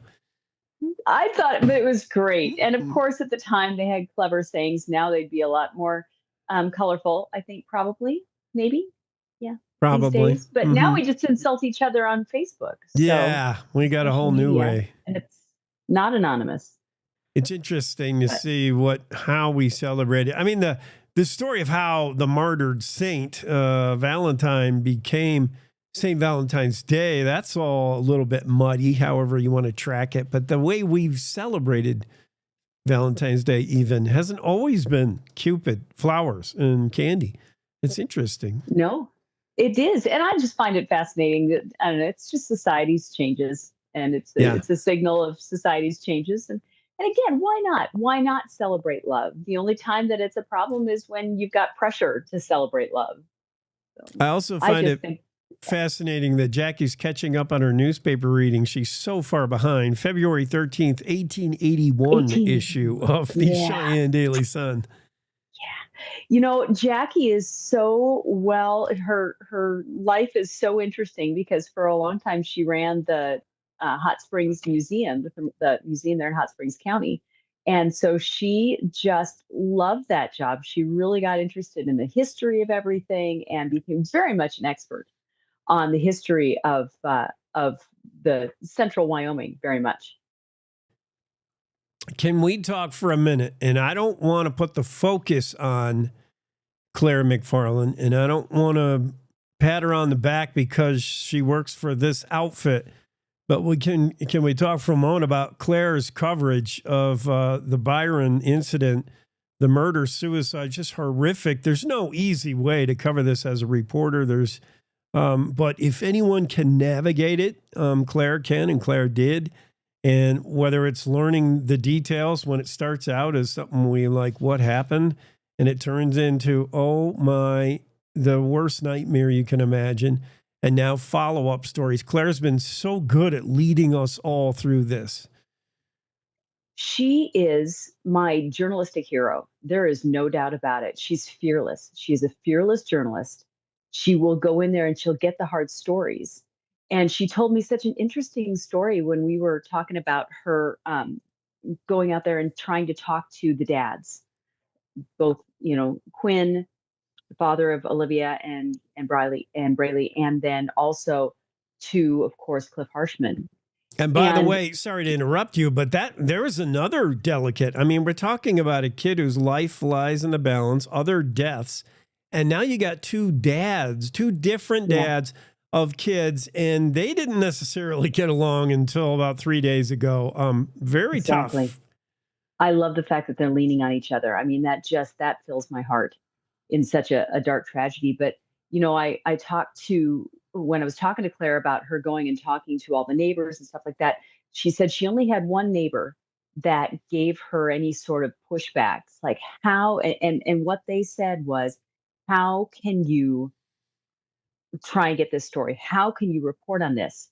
And of course, this neighbor that she talked to, this neighbor did not know that she's a mother of four herself, and that she is a fearless and fierce mother of four herself. And what she told him, it sticks with me. God gave her a cheerful heart for this work. That's what she told the neighbor, is that I can't explain it, but God gave me a cheerful heart for this work. She can do this work and it does not darken her soul. And to me, that is, she has a gift. Yeah. She has a gift. And I just can't, there's just not enough words. If there was a Pulitzer Prize, I would award it to Claire McFarland. And I feel for that neighbor and other families, in fact, probably the majority families that this might happen to, when reporters come calling, come knocking. It's private. It's family. It's very difficult to talk about. And you just want to shut all these reporters out. You want to say, go away. And Claire somehow approaches it in a way that it is important to get a word out. It's important for the people, I'm sure, for healing, to talk it out. And it's news. And if the true news doesn't come out, rumors will come out. It's important to get it right. That's exactly it. That's why when something like this happens and people vilify the reporters, I understand there are some reporters that should be vilified for these things, for the way that they handle the stories. But this is a small state, and what happens in Byron affects somebody in Upton, and affects somebody down there in Lyman, and affects somebody down there in Pine Bluffs, because we all are connected. And so when something like this happens in the tiny town of Byron, which is just down the road from where I live, when something like this happens, we want to know as people. And if there is a vacuum, that's when rumors grow. That's when terrible things are said. And so the only way to combat rumors and darkness is with the truth. And I just can't, I'm so proud of Cliff Harshman for talking to her, for saying, this is what happened. My wife is not a monster. My wife was sick, and we did not know how sick she was. And I'm, of course, my heart goes out to the entire family in all of this. But Cliff Harshman is, he's lost everything. Yeah. And he can say he's not blaming his wife. No, and I these just are think that's- tough things to come to grips with, tough things to tell a reporter, even a week, month after it happened, a year after it happened. But that early of a timeline, but it helped a lot. It helped understand because, you just didn't understand. How could a mother shoot her kids, allegedly? It was great to have his voice in this, really a little bit healing in a way, or give us some kind of understanding, and allows us to come alongside Cliff and support him. So, and lift everybody up, because everybody is the loser in this. But if we can come out stronger as a community, if we can come out stronger as a state, if we can raise this prayer energy and direct it all towards little Olivia, I just think that there's something good that will come out of this. Olivia is becoming everyone's child. She's becoming Wyoming's child. And I just think that there's something to be said about that. And as tragic as the situation is, it's happened. And now all we can do is look for the light. Yeah, and look for the light tonight, 5:30, vigils around the state. Go to that Facebook event page, Wyoming for Olivia. We're in it. Speaking of proud, I have to interject here. Speaking of being proud of our Cowboy State Daily people, Abby Roach, girl, she had to do something. She had to do something, and she's like, I want to do this. I want to organize this. And so Abby and her friend have gone all out to organize this. So I'll let you say what you were going to say. I just had to plug Abby in there for organizing this. I would expect nothing else from Abby. Yeah, that's exactly her. She's helped organize a statewide movement to hold prayer vigils tonight, 5:30 to 6:30. It's happening all across the state. You can formally organize yours and get it noticed and recognized by contacting Abby or Jamie on that Facebook event page, or just do it from 5:30 to 6:30. Set an alarm. Set an alarm on your phone. Remind yourself. Just set an alarm on your phone and just stop whatever you're doing and pray for Olivia. That's all it takes. Yeah. We're going to do that. It's not the first time the state's been rocked by tragedy. It was just a year ago today. In fact, Claire McFarland, with the story, reminded us again about Sheridan Police Sergeant Nevada Krinke. May he never be forgotten. Sheridan PD's not going to forget him. They went through a few things to make sure that they marked the 1-year anniversary of his death. First time a homicide of a police officer since 1997. It was a big deal last year, Wendy. Yep. Yes. Oh, it was a huge deal, and not just for the fact that we lost a police officer, but the standoff in Sheridan. I mean, something like that has not been seen in Wyoming for I don't know how long. But to have a suspect barricade himself in somebody else's house, and then the law enforcement and all the agencies come together, they knock the house down. They wrecked that house. Yeah. Eventually. And then I think that they did, bless them. I think that the city and volunteers came together to help rehome the woman whose house was demolished. But yeah, it was just that was a really bizarre, it's something that doesn't happen in our small state, but at least not very often. Well, so we're glad that that's behind us as well. Yeah, let's turn to more uplifting pieces of news. Maybe uplifting, depends on what side you're on, depends on how this is going to shake out. We still have no idea yet the implications, but we know we got to give some property owners some relief on their tax bills, and yet we still want the cops to come when we call them. Those two things may be diametrically opposed, but a huge difference now in this Senate File 69. This amendment, significant. What was going to be a 50% tax cut across the board is now just 50% of the increase noticed and recognized through this COVID era. We'll call it 2019 through 2024. So it's a lot less backfill to be made up, I think. So you've eased the pain for certain communities, and and municipalities. And yet it's a little bit of relief, not quite what you were going to get if you're a homeowner, but it's a compromise, sounds like. What do you think about this one? I think that it's got a shot, and that's the reason that it might pass, is because it's enough of a back off, and you back off of that really harsh 50% all the way across to say, okay, let's limit this so that gives some property tax relief, and yet it doesn't gut these really necessary agencies and resources that we need as communities. You know, you want your streets plowed, you want those potholes filled. Do you want a sewer that works, a sewer system that works? Do you want all of these things? We have to have that money. That's the only way that we work as a state, as a community. U.S. Representative Harriet Hageman should have been a private investigator. She's really good at uncovering stuff, and she's tracking the mail. She's probably not a big fan of Louis DeJoy, the Postmaster General. His new plan on delivering for America, is it going to work? We'll find out. But what it's going to mean for rural delivery is it's going to be slower. There's not going to be next day mail. Some first class mail may take 6 days. Harriet Hageman found out that some Denver mail centers are so overwhelmed, they send their mail to Cheyenne, while Wyoming is sending their mail out of state because they don't have centers. What's to going Denver on? or to Billings? Yeah, no, that's going to be a problem. Yeah. And that's Wyoming's coming out on the sorry end of all of that. Yeah, she says no doubt.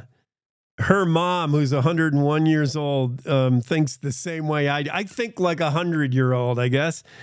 They both think this of the post office, that we're actually, instead of advancing in technology and ability to provide services, we're regressing.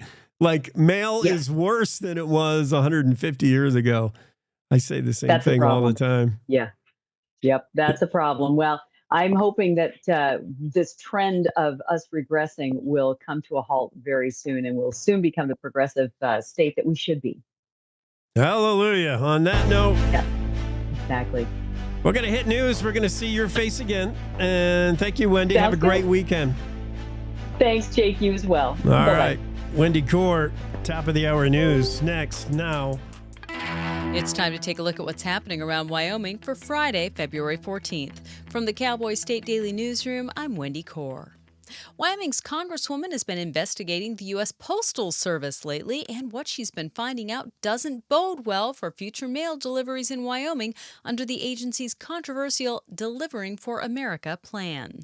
Representative Harriet Hageman told Cowboy State Daily's Renee Jean that some of Denver's mail is being processed in Cheyenne because that city's mail processing facilities are too overwhelmed. That plan is proposing to move all of Wyoming's major mail processing to Denver and to Billings. But if Denver is already so overloaded that Cheyenne needs to do the processing, I mean, that just sounds like bad things are ahead for Wyoming mail. Harriet's put out a couple of bills. One of them is from the Wyoming congressional delegation as a whole, and Senator Lummis, I think, is leading that charge. But it's called the Postal Act. They're going postal on the Postal Service, and that act would prohibit removing all of a state's major processing capability. That bill essentially says every state should be entitled to have at least one of those. Wyoming and South Dakota are two of the states that will be hit hardest by the changes proposed in Delivering for America.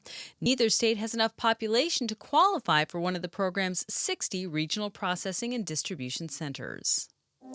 A heater at the Newcastle refinery exploded Wednesday evening, leaving no injuries reported, but unleashing a power surge that killed the town's electricity and 911 dispatch lines. Cowboy State Daily's Clara McFarland spoke to residents who say that the explosion rattled their houses. Francesca Romano, she lives 2 blocks from there. She said that this just felt like the biggest thunder boom ever, and it rocked the house. Then she felt kind of a sonic ripple, and she looked out at the refinery and saw an orange chug of smoke that had flames down at the bottom toward the equipment. So she grabbed her baby to go stay in Rapid City, and as she was cresting an overpass, at that moment, the town went dark. And so to her, she described something out of a horror movie. Power came back on soon after the explosion, and 911 services were restored by about 4:45 a.m. The Newcastle Police Department expressed gratitude for technicians who worked overnight to get the equipment back online. A 16-year-old boy is dead, and an 18-year-old has been charged with involuntary manslaughter after a Wednesday night shooting at a Casper home. The older teen has been identified as Luca Rasmussen. Cowboy State Daily's Dale Killingbeck reports that Rasmussen has not yet been formally charged. There was apparently a gathering of individuals. Police say they were minors. They were in a house, and he was apparently being reckless with a handgun. It went off, and it killed a 16-year-old. They found drugs in the home, as well as, police said, weapons that had been stolen. So the district attorney told me he couldn't comment on whether there'd be additional charges related to those things. The Natrona County District Attorney asked the judge for a $500,000 cash or surety bond and alcohol and drug testing as a condition of the bond, as well as no contact with the victim's family. I'll be back with more news right after this. Looking to earn money for college while making a difference in your community? Join AmeriCorps Vista with Serve Wyoming. Vista members tackle affordable housing, food insecurity, and poverty across the state, all while promoting volunteerism. Enjoy a living stipend, health insurance, childcare, and college scholarships. No experience? No problem. Serve Wyoming is placing Vistas with Lions Disability Transportation in Cheyenne, the Nicolason Art Museum in Casper, and Rooted in Wyoming in Sheridan. Reach out to Serve Wyoming at servewyoming.org. Well, House Bill 172 calls for people with concealed carry permits to take their firearms into places where they're currently forbidden, such as public schools and inside buildings at UW. Now, opponents are asking legislators to at least consider some exemptions, such as continuing to ban guns in college dorms. That's according to Cowboy State Daily's Mark Hines. People that are opposed to it are kind of skittish about, like, who's going to be carrying a gun in our schools or in these different places. Their other argument is it should be local control. They should have the autonomy to decide their own firearms policy rather than have it dictated to them by the state. The pro side is, hey, Second Amendment rights apply. Second Amendment rights can't be decided at the local level, and people should have the right to defend themselves regardless of where they are. House Bill 172 previously passed the House, and the Senate Judiciary Committee is charged with deciding whether to forward it to the Senate floor. And that's today's news. Get your free digital subscription to Wyoming's only statewide newspaper by hitting the daily newsletter button on CowboyStateDaily.com. I'm Wendy Corr for Cowboy State Daily. Wyoming is a big state. There are so many stories to tell, and here at Cowboy State Daily, we pride ourselves in bringing those stories to you every day. I'm Riley Strand, videographer and production assistant for Cowboy State Daily Video News. Every day, host Wendy Corr and I talk to the experienced journalists who are covering the topics, issues, and people that are important to Wyomingites. And in our daily newscast, we bring you their stories. Tune in to Cowboy State Daily Video News every morning, only on CowboyStateDaily.com.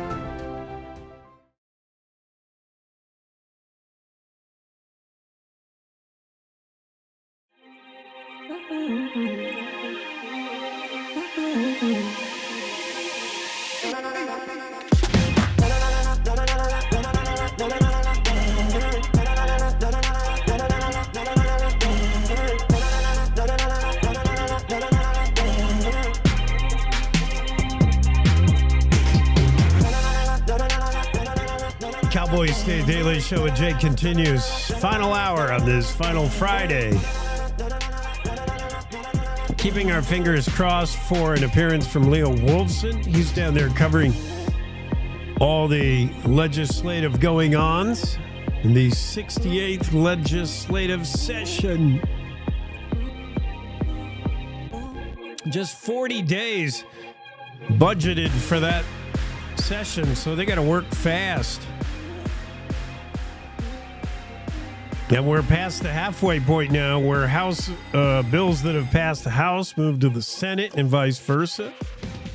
Anything that has not gotten out of committee now really has to be put on a rapid track. And anything that has not been heard until now is, I would assume, has little chance of going anywhere at this point.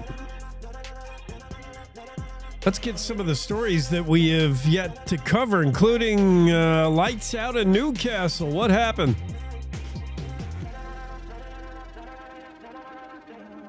Yeah, power outage. Major explosion.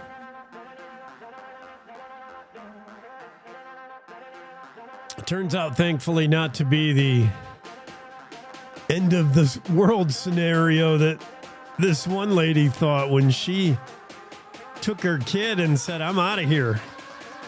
She asked the husband, you coming? He's like, nah, I'll sleep through it. Doesn't look like anything too bad. She's like, I'm not sticking around to find out how this story ends. Francesca Romano lives 2 blocks from the refinery. And that's what blew up, by the way. A heater at the refinery, the oil refinery in Newcastle. Pretty big operation. I'll share the photo with you on the podcast. For you podcasters, those of you on radio will not see it, of course. Big operation, big new oil refinery in Newcastle. Heater explosion, and it was pretty significant. It went boom about sometime at night. Services were restored actually very quickly by early that morning. So if overnight you were asleep, you may have never known in Newcastle. But Francesca Romano knew. She's a bit of a night owl. They have a 1-year-old son, her and her boyfriend.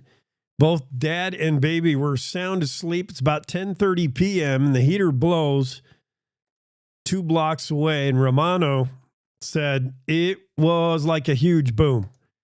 It sounded almost like thunder and lightning, but the loudest thunder and lightning I've ever heard. The boom rattled the entire house. She said it crossed her mind it could be an earthquake. But then she heard a wave-like ripple of noise, like a sonic boom that followed it, and she realized something had gone wrong at the refinery. She looked over there. Normally you can see just sort of a gray smoke haze. She said it was an orange glow in the gray smoke, indicating something was on fire. And Romano woke her boyfriend and said, I'm going to Rapid City. Like all good folks faced with potential danger, an earthquake goes off. Yellowstone blows. A building falls down. I'm going to Rapid City. This is it.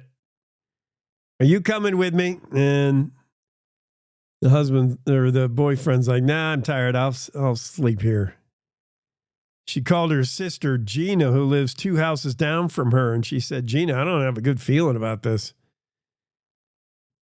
Romano's boyfriend stuck around and she left. She said it was something out of a horror movie. She was not going to wait around to see how it turned out. Weston County Emergency Management got on it pretty quickly. They posted something online, explained what it was, and they had power restored quickly by 4:45 in the morning. Good work. Newcastle Police Department announced on their Facebook page that technicians at Range Communications worked overnight to get the equipment back online. All is well in Newcastle. That's good news. Here's Claire McFarland talking to Wendy Core about that story, and we'll change gears right after this. Here's those two. A heater at the Newcastle refinery exploded Wednesday evening, leaving no injuries reported, but unleashing a power surge that killed the town's electricity and 911 dispatch lines. Cowboy State Daily's Claire McFarland spoke to residents who say that the explosion rattled their houses. Francesca Romano, she lives 2 blocks from there. She said that this just felt like the biggest thunder boom ever, and it rocked the house. It crossed her mind it could be an earthquake, but then she felt kind of a sonic ripple, and she looked out at the refinery and saw an orange chug of smoke that had flames down at the bottom toward the equipment. So she grabbed her baby to go stay in Rapid City, and as she was cresting an overpass style road that overlooks the town, at that moment the town went dark. And so to her, she described something out of a horror movie. Power came back on soon after the explosion, and 911 services were restored by about 4:45 a.m. The Newcastle Police Department expressed gratitude for technicians who worked overnight to get the equipment back online.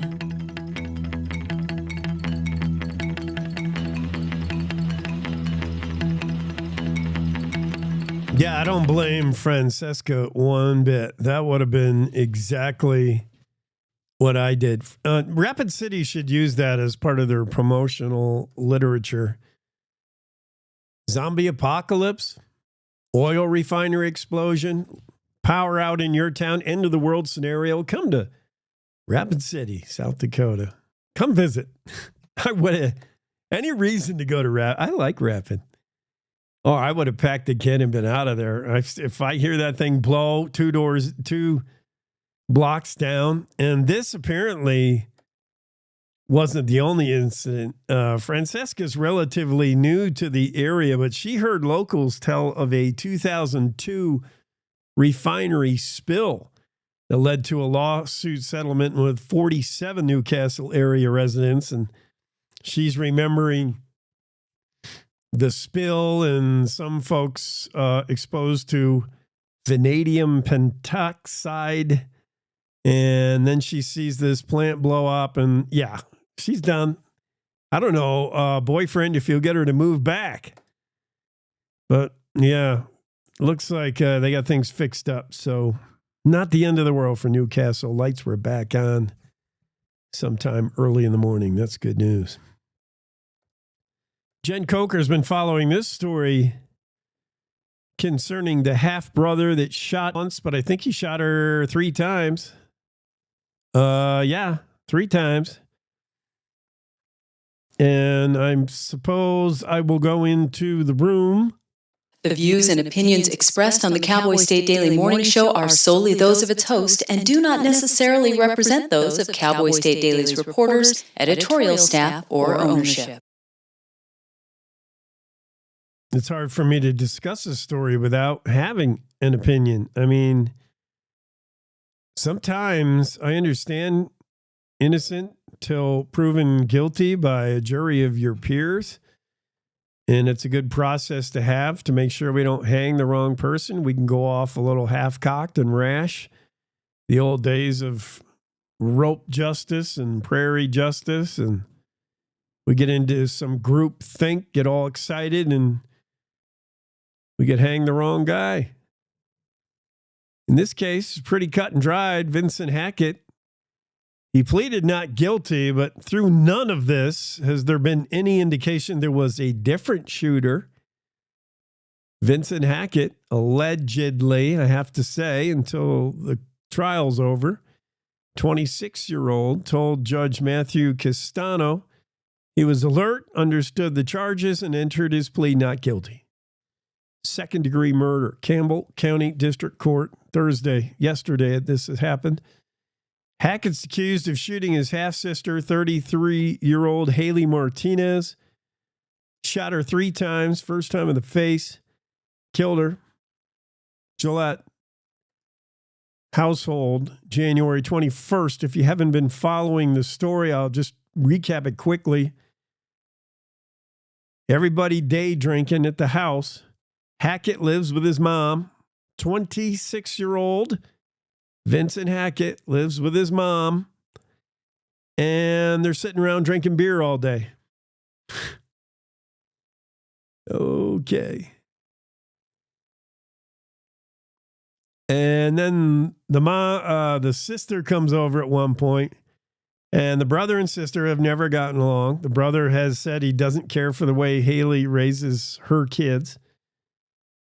He's made that evident on occasions before this alcohol-fueled argument after a day of day drinking. And then the details matter, I guess, to a jury because you can get all Perry Mason about it. And you're like, okay, let's go through the timeline again. Who did what and what happened? For me, I don't need to do anything. Who was holding the gun, the smoking gun, and who is the body on the ground? Oh, Martinez is laying on the ground dead? Okay. Who's standing over her holding the smoking gun? Oh, Hackett? Okay. Do you want to hear the timeline of how? Nope. You don't want to hear about somebody busting through the door? Not really. But the door opened violently. Okay. The door suddenly swung open in the affidavit. I don't care if the door picked itself up off the hinges and danced away. The door is not the problem here. The timeline is not the timeline, other than the fact that they've been drinking all day. But who did what, said what? She was not armed. He had a gun. Is he at threat from her? Is this a self-defense? Boy, it would have to be a stretch. You would have to be Jerry Spence to convince 12 men and women that poor 26-year-old Hackett was feared for his life from the sister. Maybe, if you got yourself a good lawyer, you could say, hey, the brother and sister never got along. He was critical of the way she raised her kids, and he was kind of scared of her, jealous and scared of her. And so when she got mad, he had to get a gun. Allegedly. Hackett remains incarcerated at Campbell County Detention Center on $750,000 cash bond. The story from Jen Coker just involves the plea. And the plea, we find out Thursday afternoon, was not guilty. Roger that. I am moving on to, what is our next story? Oh, yeah. I talked a little bit about this yesterday. It wasn't in the Cowboy State Daily, but it is now.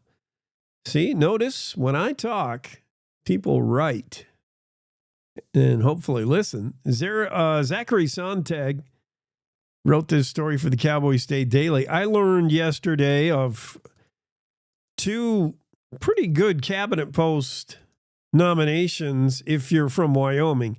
They certainly may prove to be Wyoming positive positions. That's former Game and Fish Director Brian Nesvik being tapped to lead the Fish and Wildlife Service. We talked about that yesterday. And we also hinted on, or just glanced on, President Trump's other nomination, Kathleen Zgama, to run the Bureau of Land Management, which seemed kind of unusual, but kind of genius. Who else to lead the BLM than someone who has been as opposed to that agency as you can be opposed to it for the last 10 years or more? Zgama has sued the BLM. She's fought the BLM. She's advocates on behalf of oil and gas industry out of the Denver area, but she's done so for several states, Colorado, Utah, Wyoming.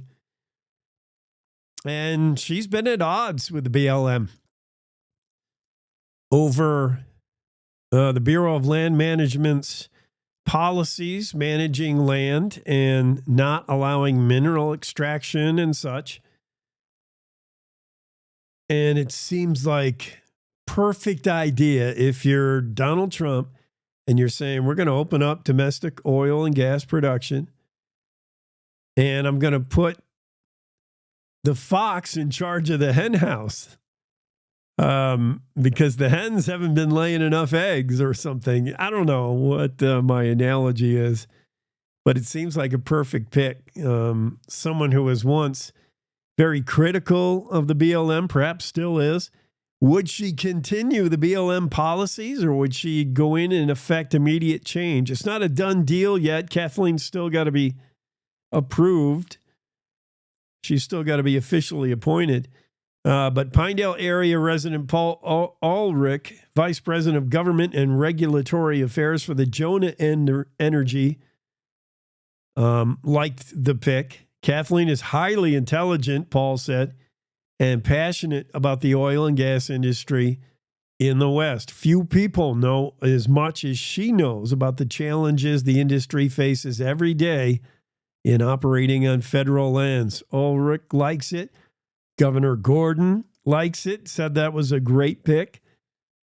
And a lot of folks in Wyoming believe it's very encouraging for oil and gas. BLM, by the way, is not Black Lives Matter. If you don't live in Wyoming, it's Bureau of Land Management.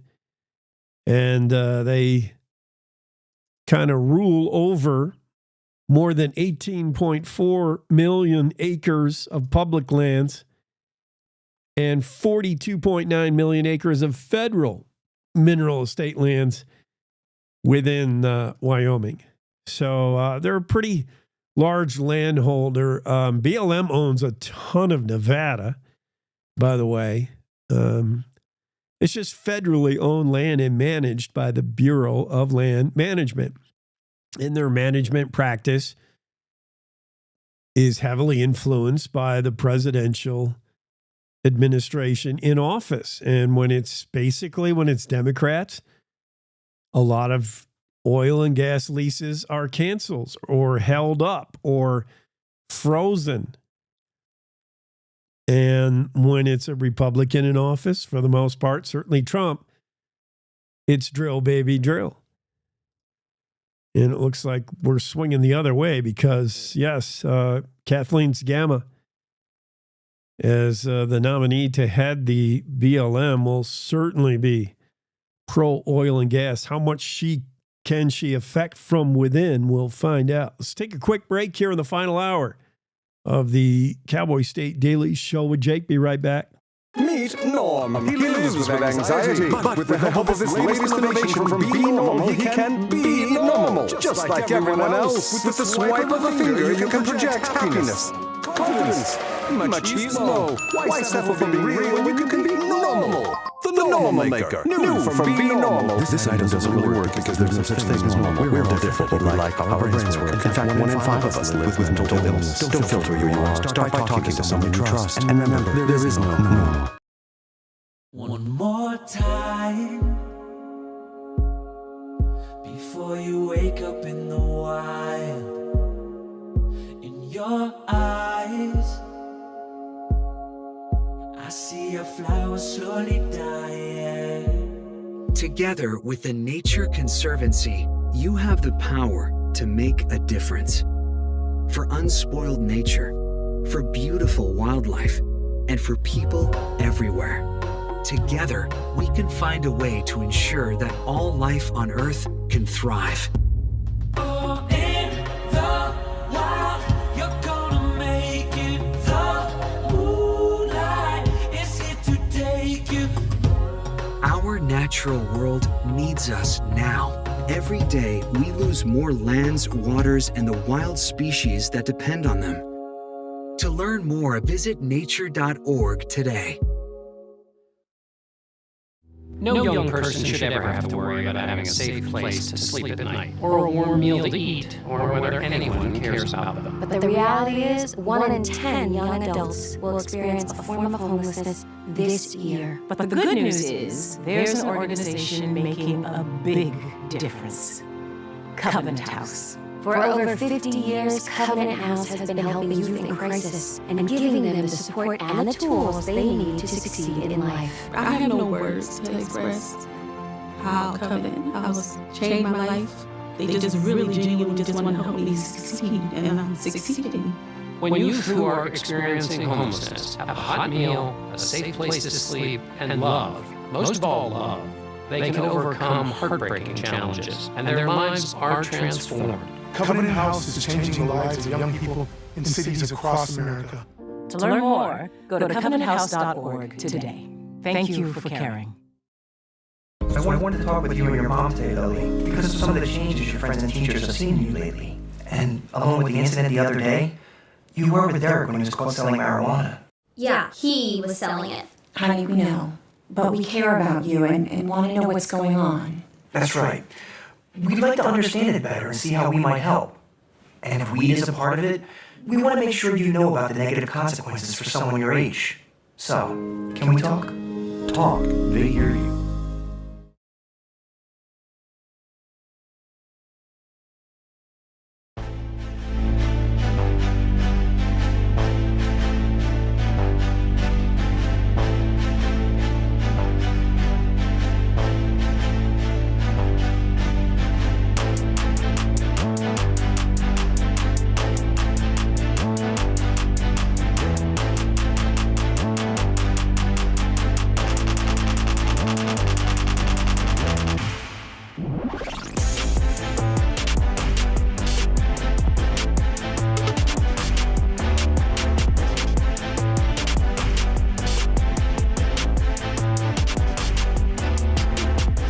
Cowboy State Daily Show with Jay continues in hour 4. If you're enjoying the podcast version of today's show, that's Olivia in the inset. And we're thinking about Olivia today and every day. Today at 5:30, prayers up for Olivia across the state.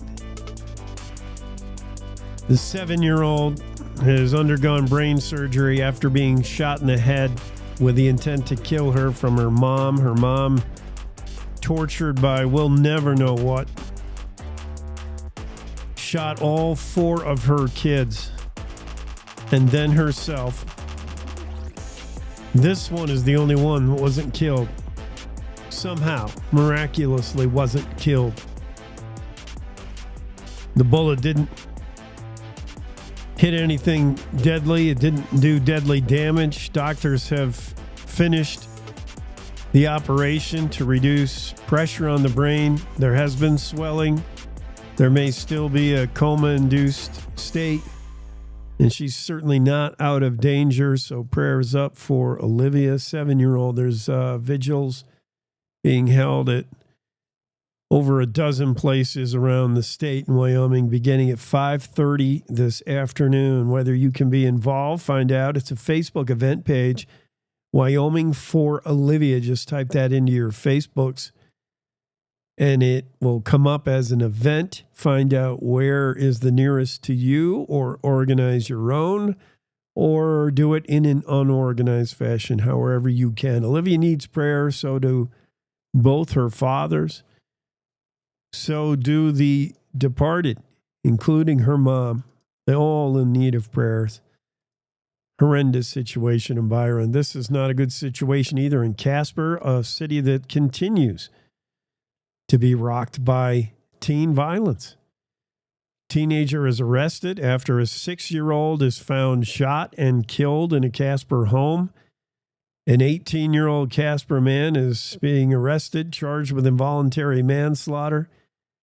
Apparently, these two were hanging out in a house in downtown Casper, just fooling around with guns, with stolen guns. And, you can't fool around with guns. Somebody's got to show you, Dad, or you got to have some training or whatever. You can't just mess around with guns. This is real life. It's not a movie, kids. You don't just get guns and swing them around and be cool. It's not a movie. It's not Hollywood. It's real life. It's not. What's the game they all play or used to play? Vice. Kimmy, what's that game they play and they run over people and shoot people?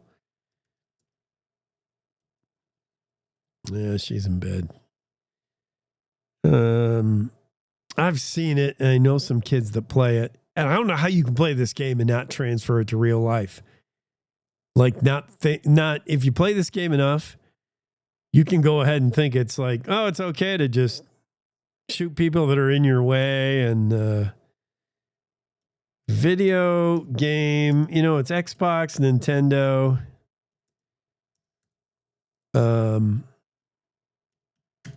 I always have to interrupt my train of thought. Oh, Grand Theft Auto. That's it. Grand Theft Auto, Vice City. The whole Grand Theft Auto series. Yeah, these kids growing up playing that stuff, and then they play around in the house, and then a gun goes off. Pop! Oops. And a 16-year-old's dead. Luke Rasmussen appeared via video. Casper Circuit Court Thursday afternoon. Judge Brian Christensen. He told the judge he understood the charges against him. The judge asked the kid if he was currently on probation or parole. No, sir, he said. Judge also asked him if he had a job, where he lives, what he does. He works at a fast food restaurant. He had been in Casper for about 4 years and said he lives in a home in central Casper. Natrona County District Attorney Dan Itzen asked for $500,000 cash bail. In the affidavit, the case was not immediately available, but he's still being held, charged with involuntary manslaughter. So in other words, he did not have intent to kill his 16-year-old buddy and was just accident at the scene. Police also reported finding stolen weapons and drugs at the house. The investigation that led to Rasmussen's arrest read the two had reportedly been handling a firearm recklessly when it went off, shooting the 16-year-old victim.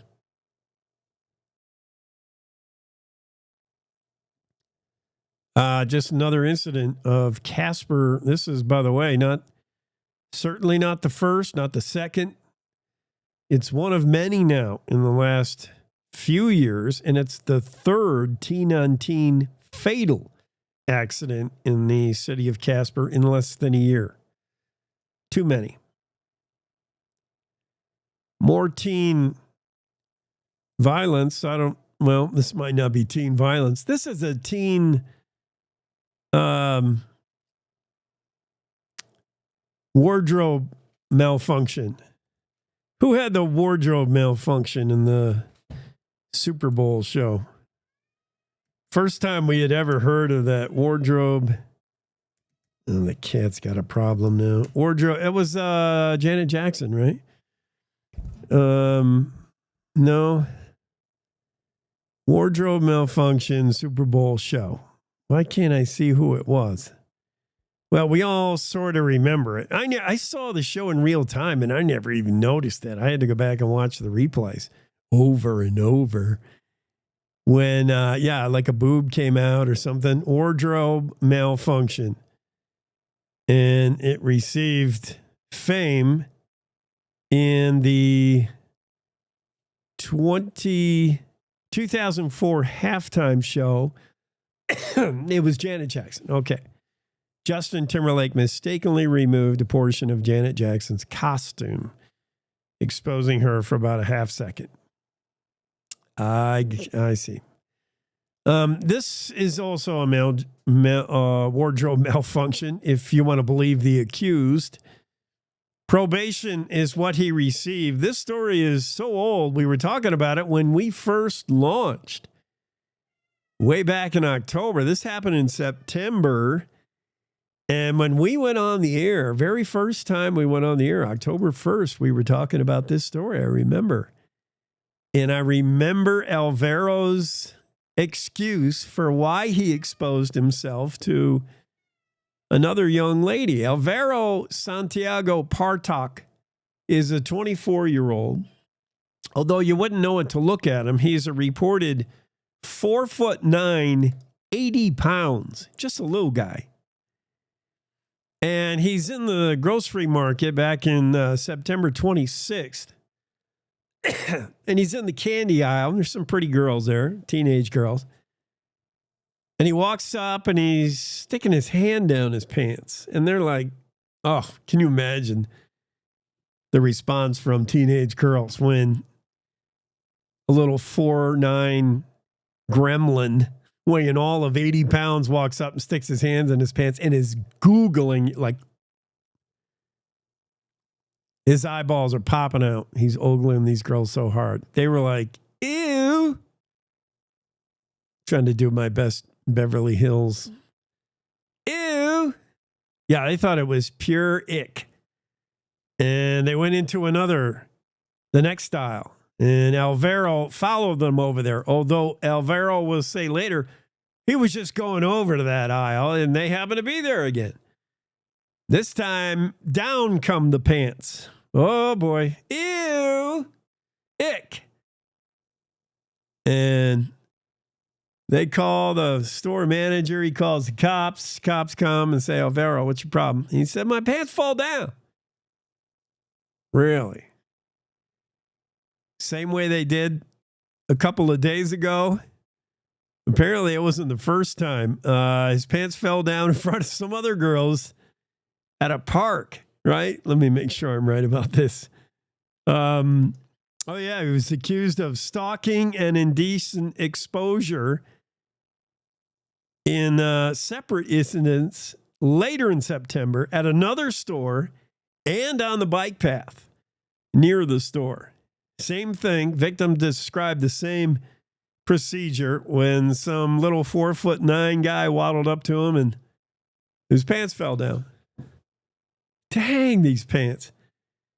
If I'm the judge, I can think of the part of the sentence would be get a belt. That's number one, because Alvaro's defense the whole time, every time he went up to face a charge, was my pants fell down.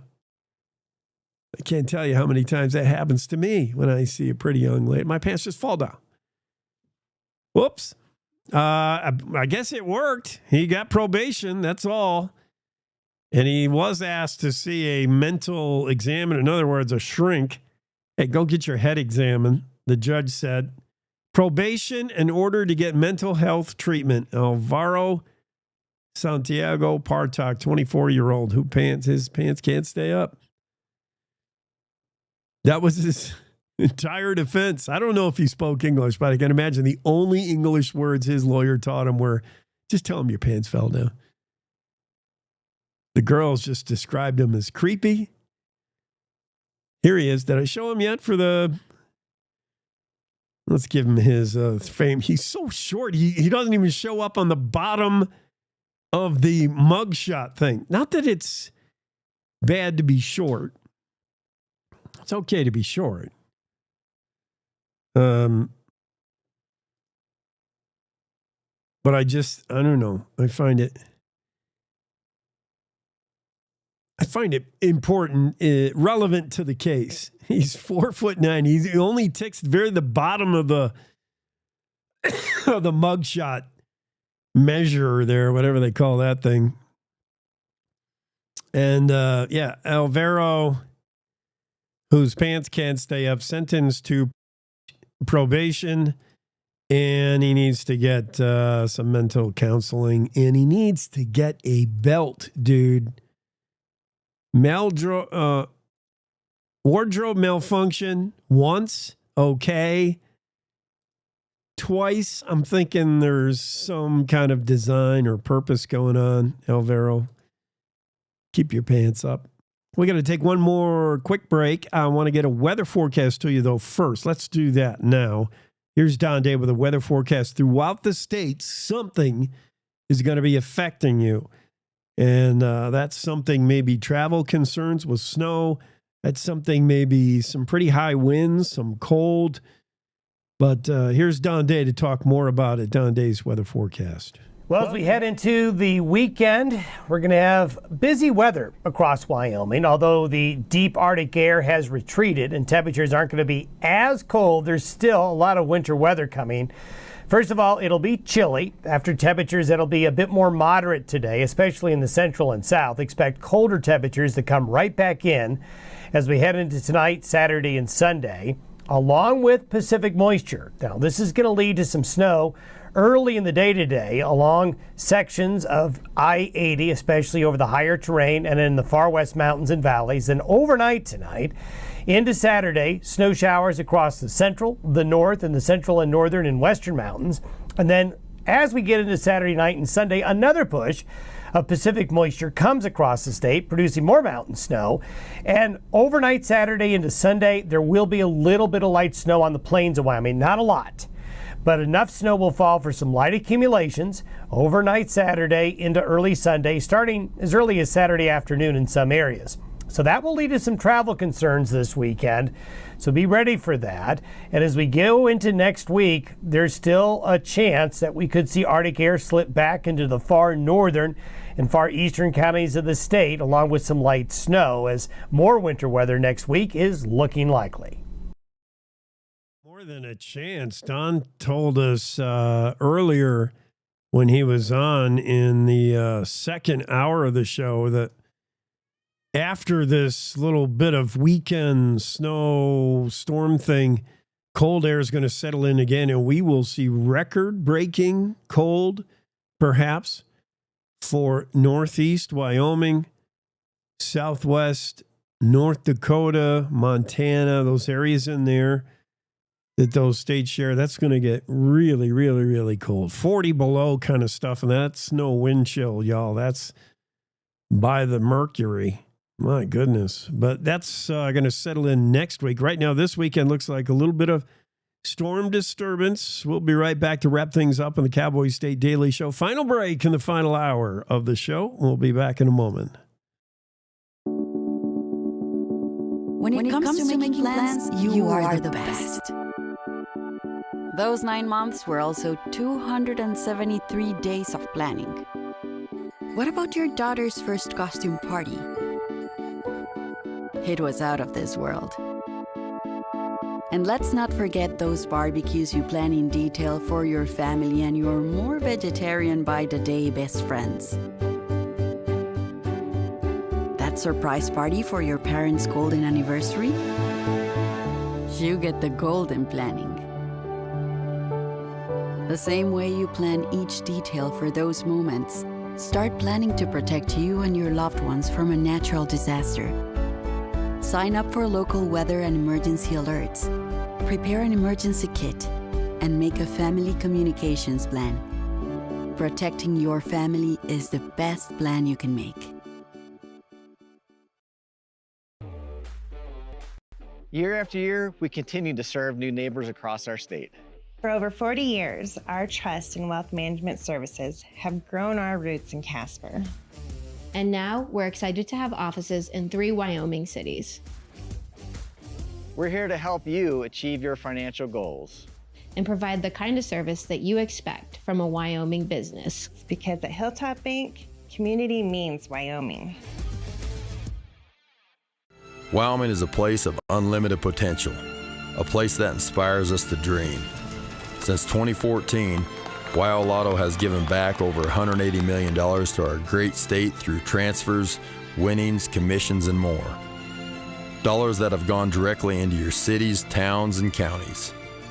Dollars that have changed lives and set dreams in motion. Thank you, Wyoming, for a legendary 10 years. We can't wait to dream up what's next.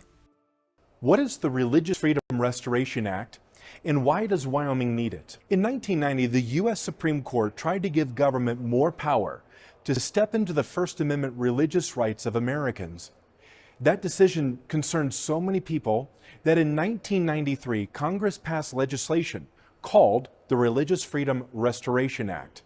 That happened in a nearly unanimous bipartisan vote. This legislation simply returned cases on religious freedom to the long-held standard that the Supreme Court had tried to overturn. Since that legislation only applied to the federal government, it was also determined that each state should pass its own laws protecting religious freedom. Since then, 28 other states have passed these kind of laws, and even more have court opinions providing similar protections. Sadly, Wyoming is not one of them. It's time for Wyoming to defend the First Amendment and pass a Wyoming Religious Freedom Restoration Act.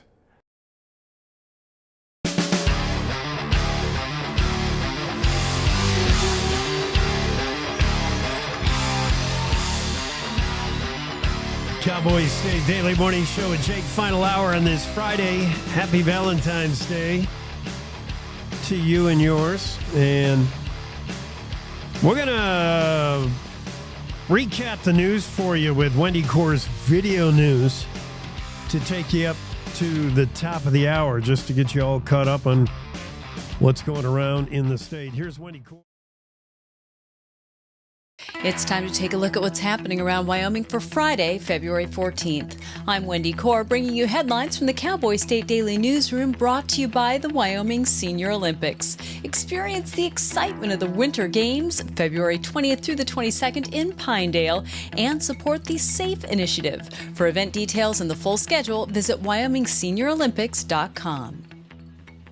The 7-year-old girl who survived an apparent murder-suicide Monday in Byron was still holding on to life Thursday morning, with medical professionals and her loved ones monitoring her brain swelling closely. Olivia is the lone survivor of a 5-person shooting in which her mother, Tranielle Harshman, shot Olivia and her 3 sisters, then turned the gun on herself in what's been described as a severe mental health breach after months of depression and other struggles.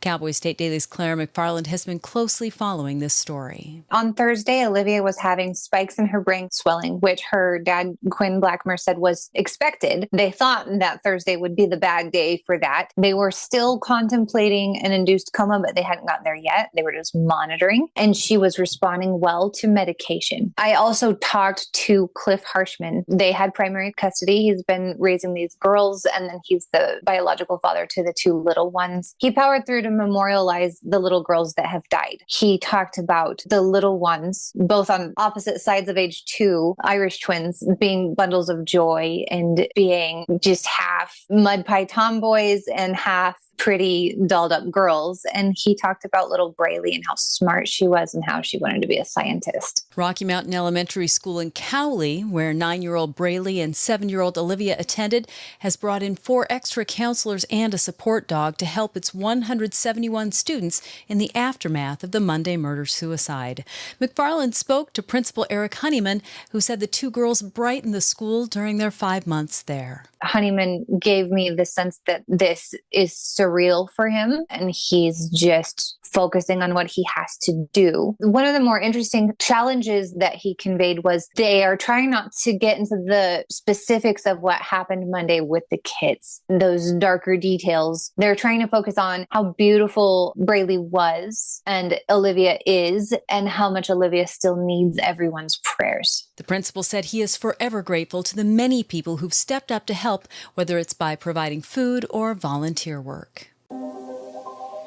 The foremost piece of property tax relief legislation being considered during the 2025 legislative session was significantly altered from a flat 50% cut on Thursday in the State House.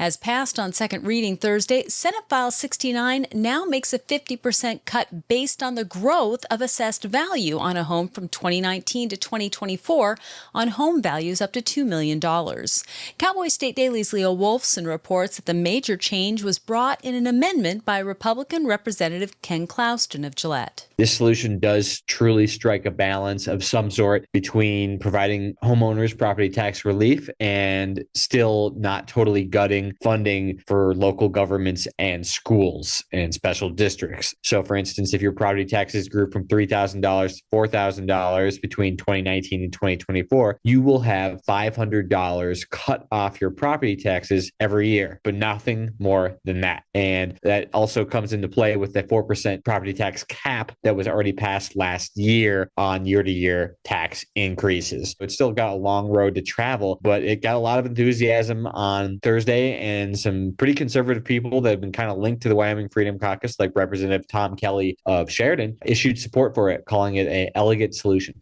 The amendment also removes the sunset date from the bill, making it a permanent tax cut. But unlike the original bill, it wouldn't go into effect until 2026.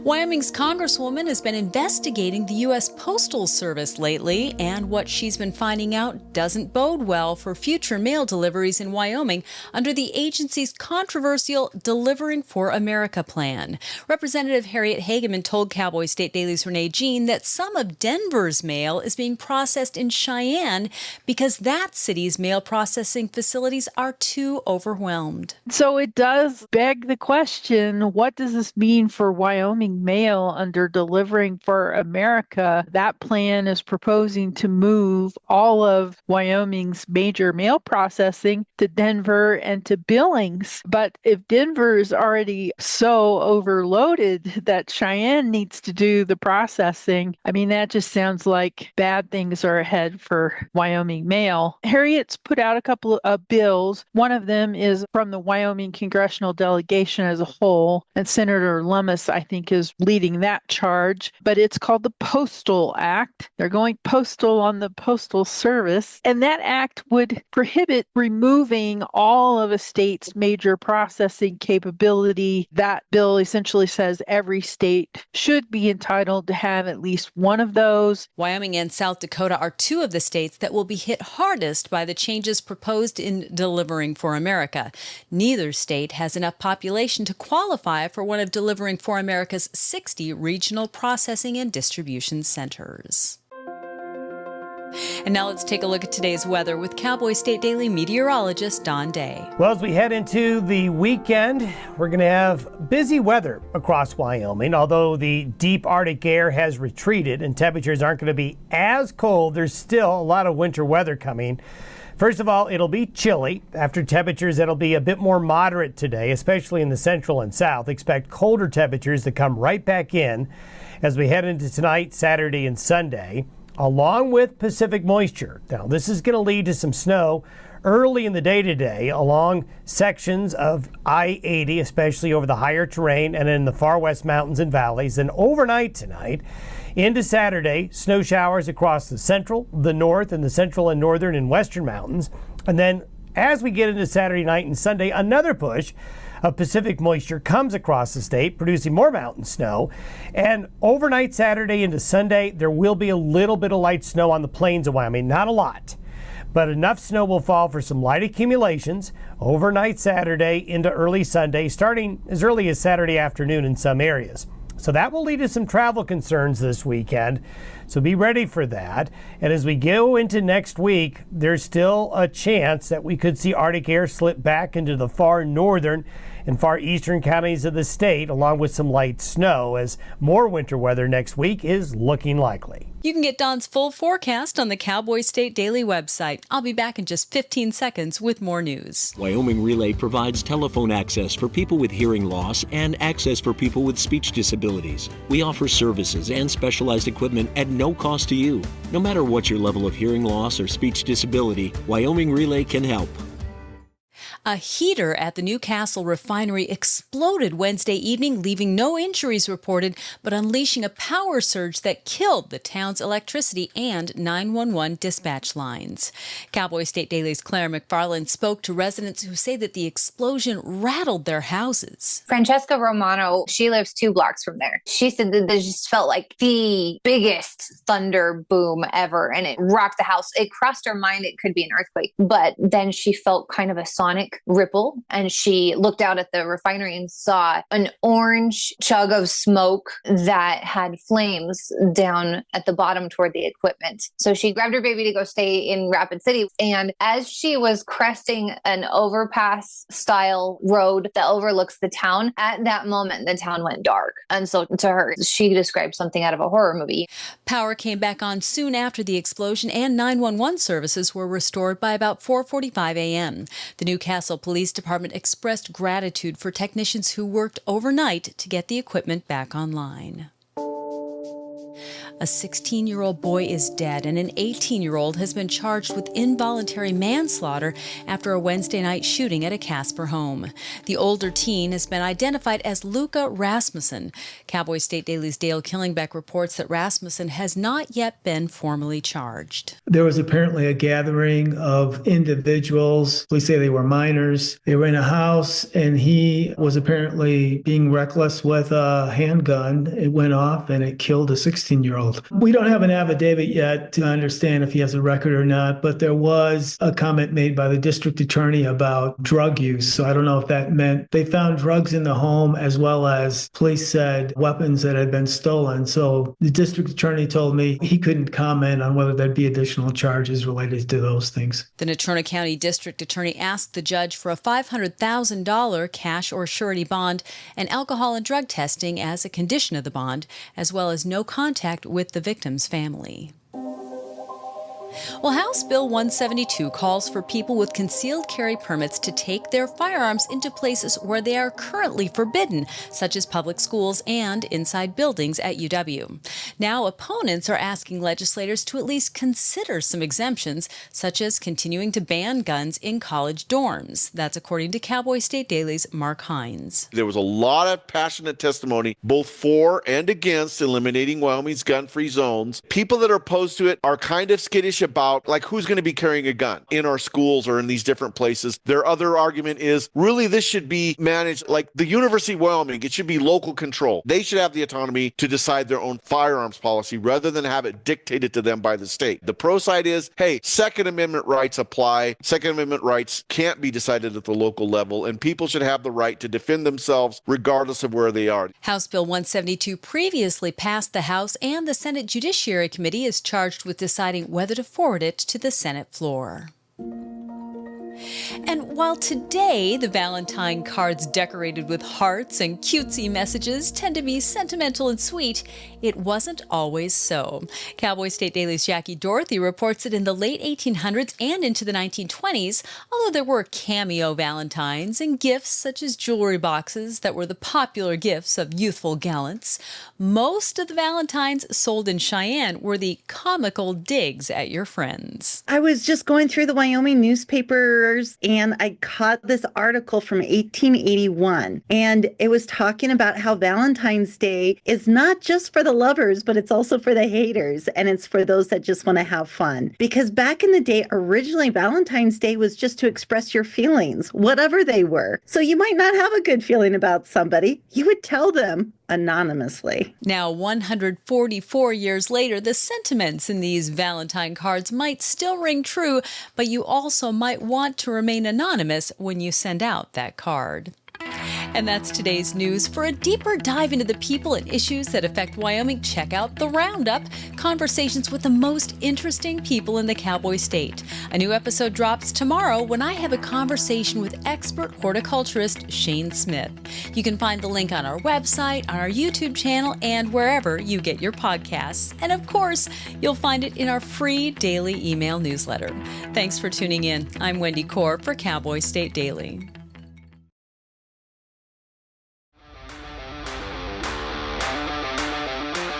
Thank you, Wendy, and that's going to do it for us on this Friday edition of the Cowboy State Daily Show. Remembering prayers up, prayers for Olivia. Have a great weekend.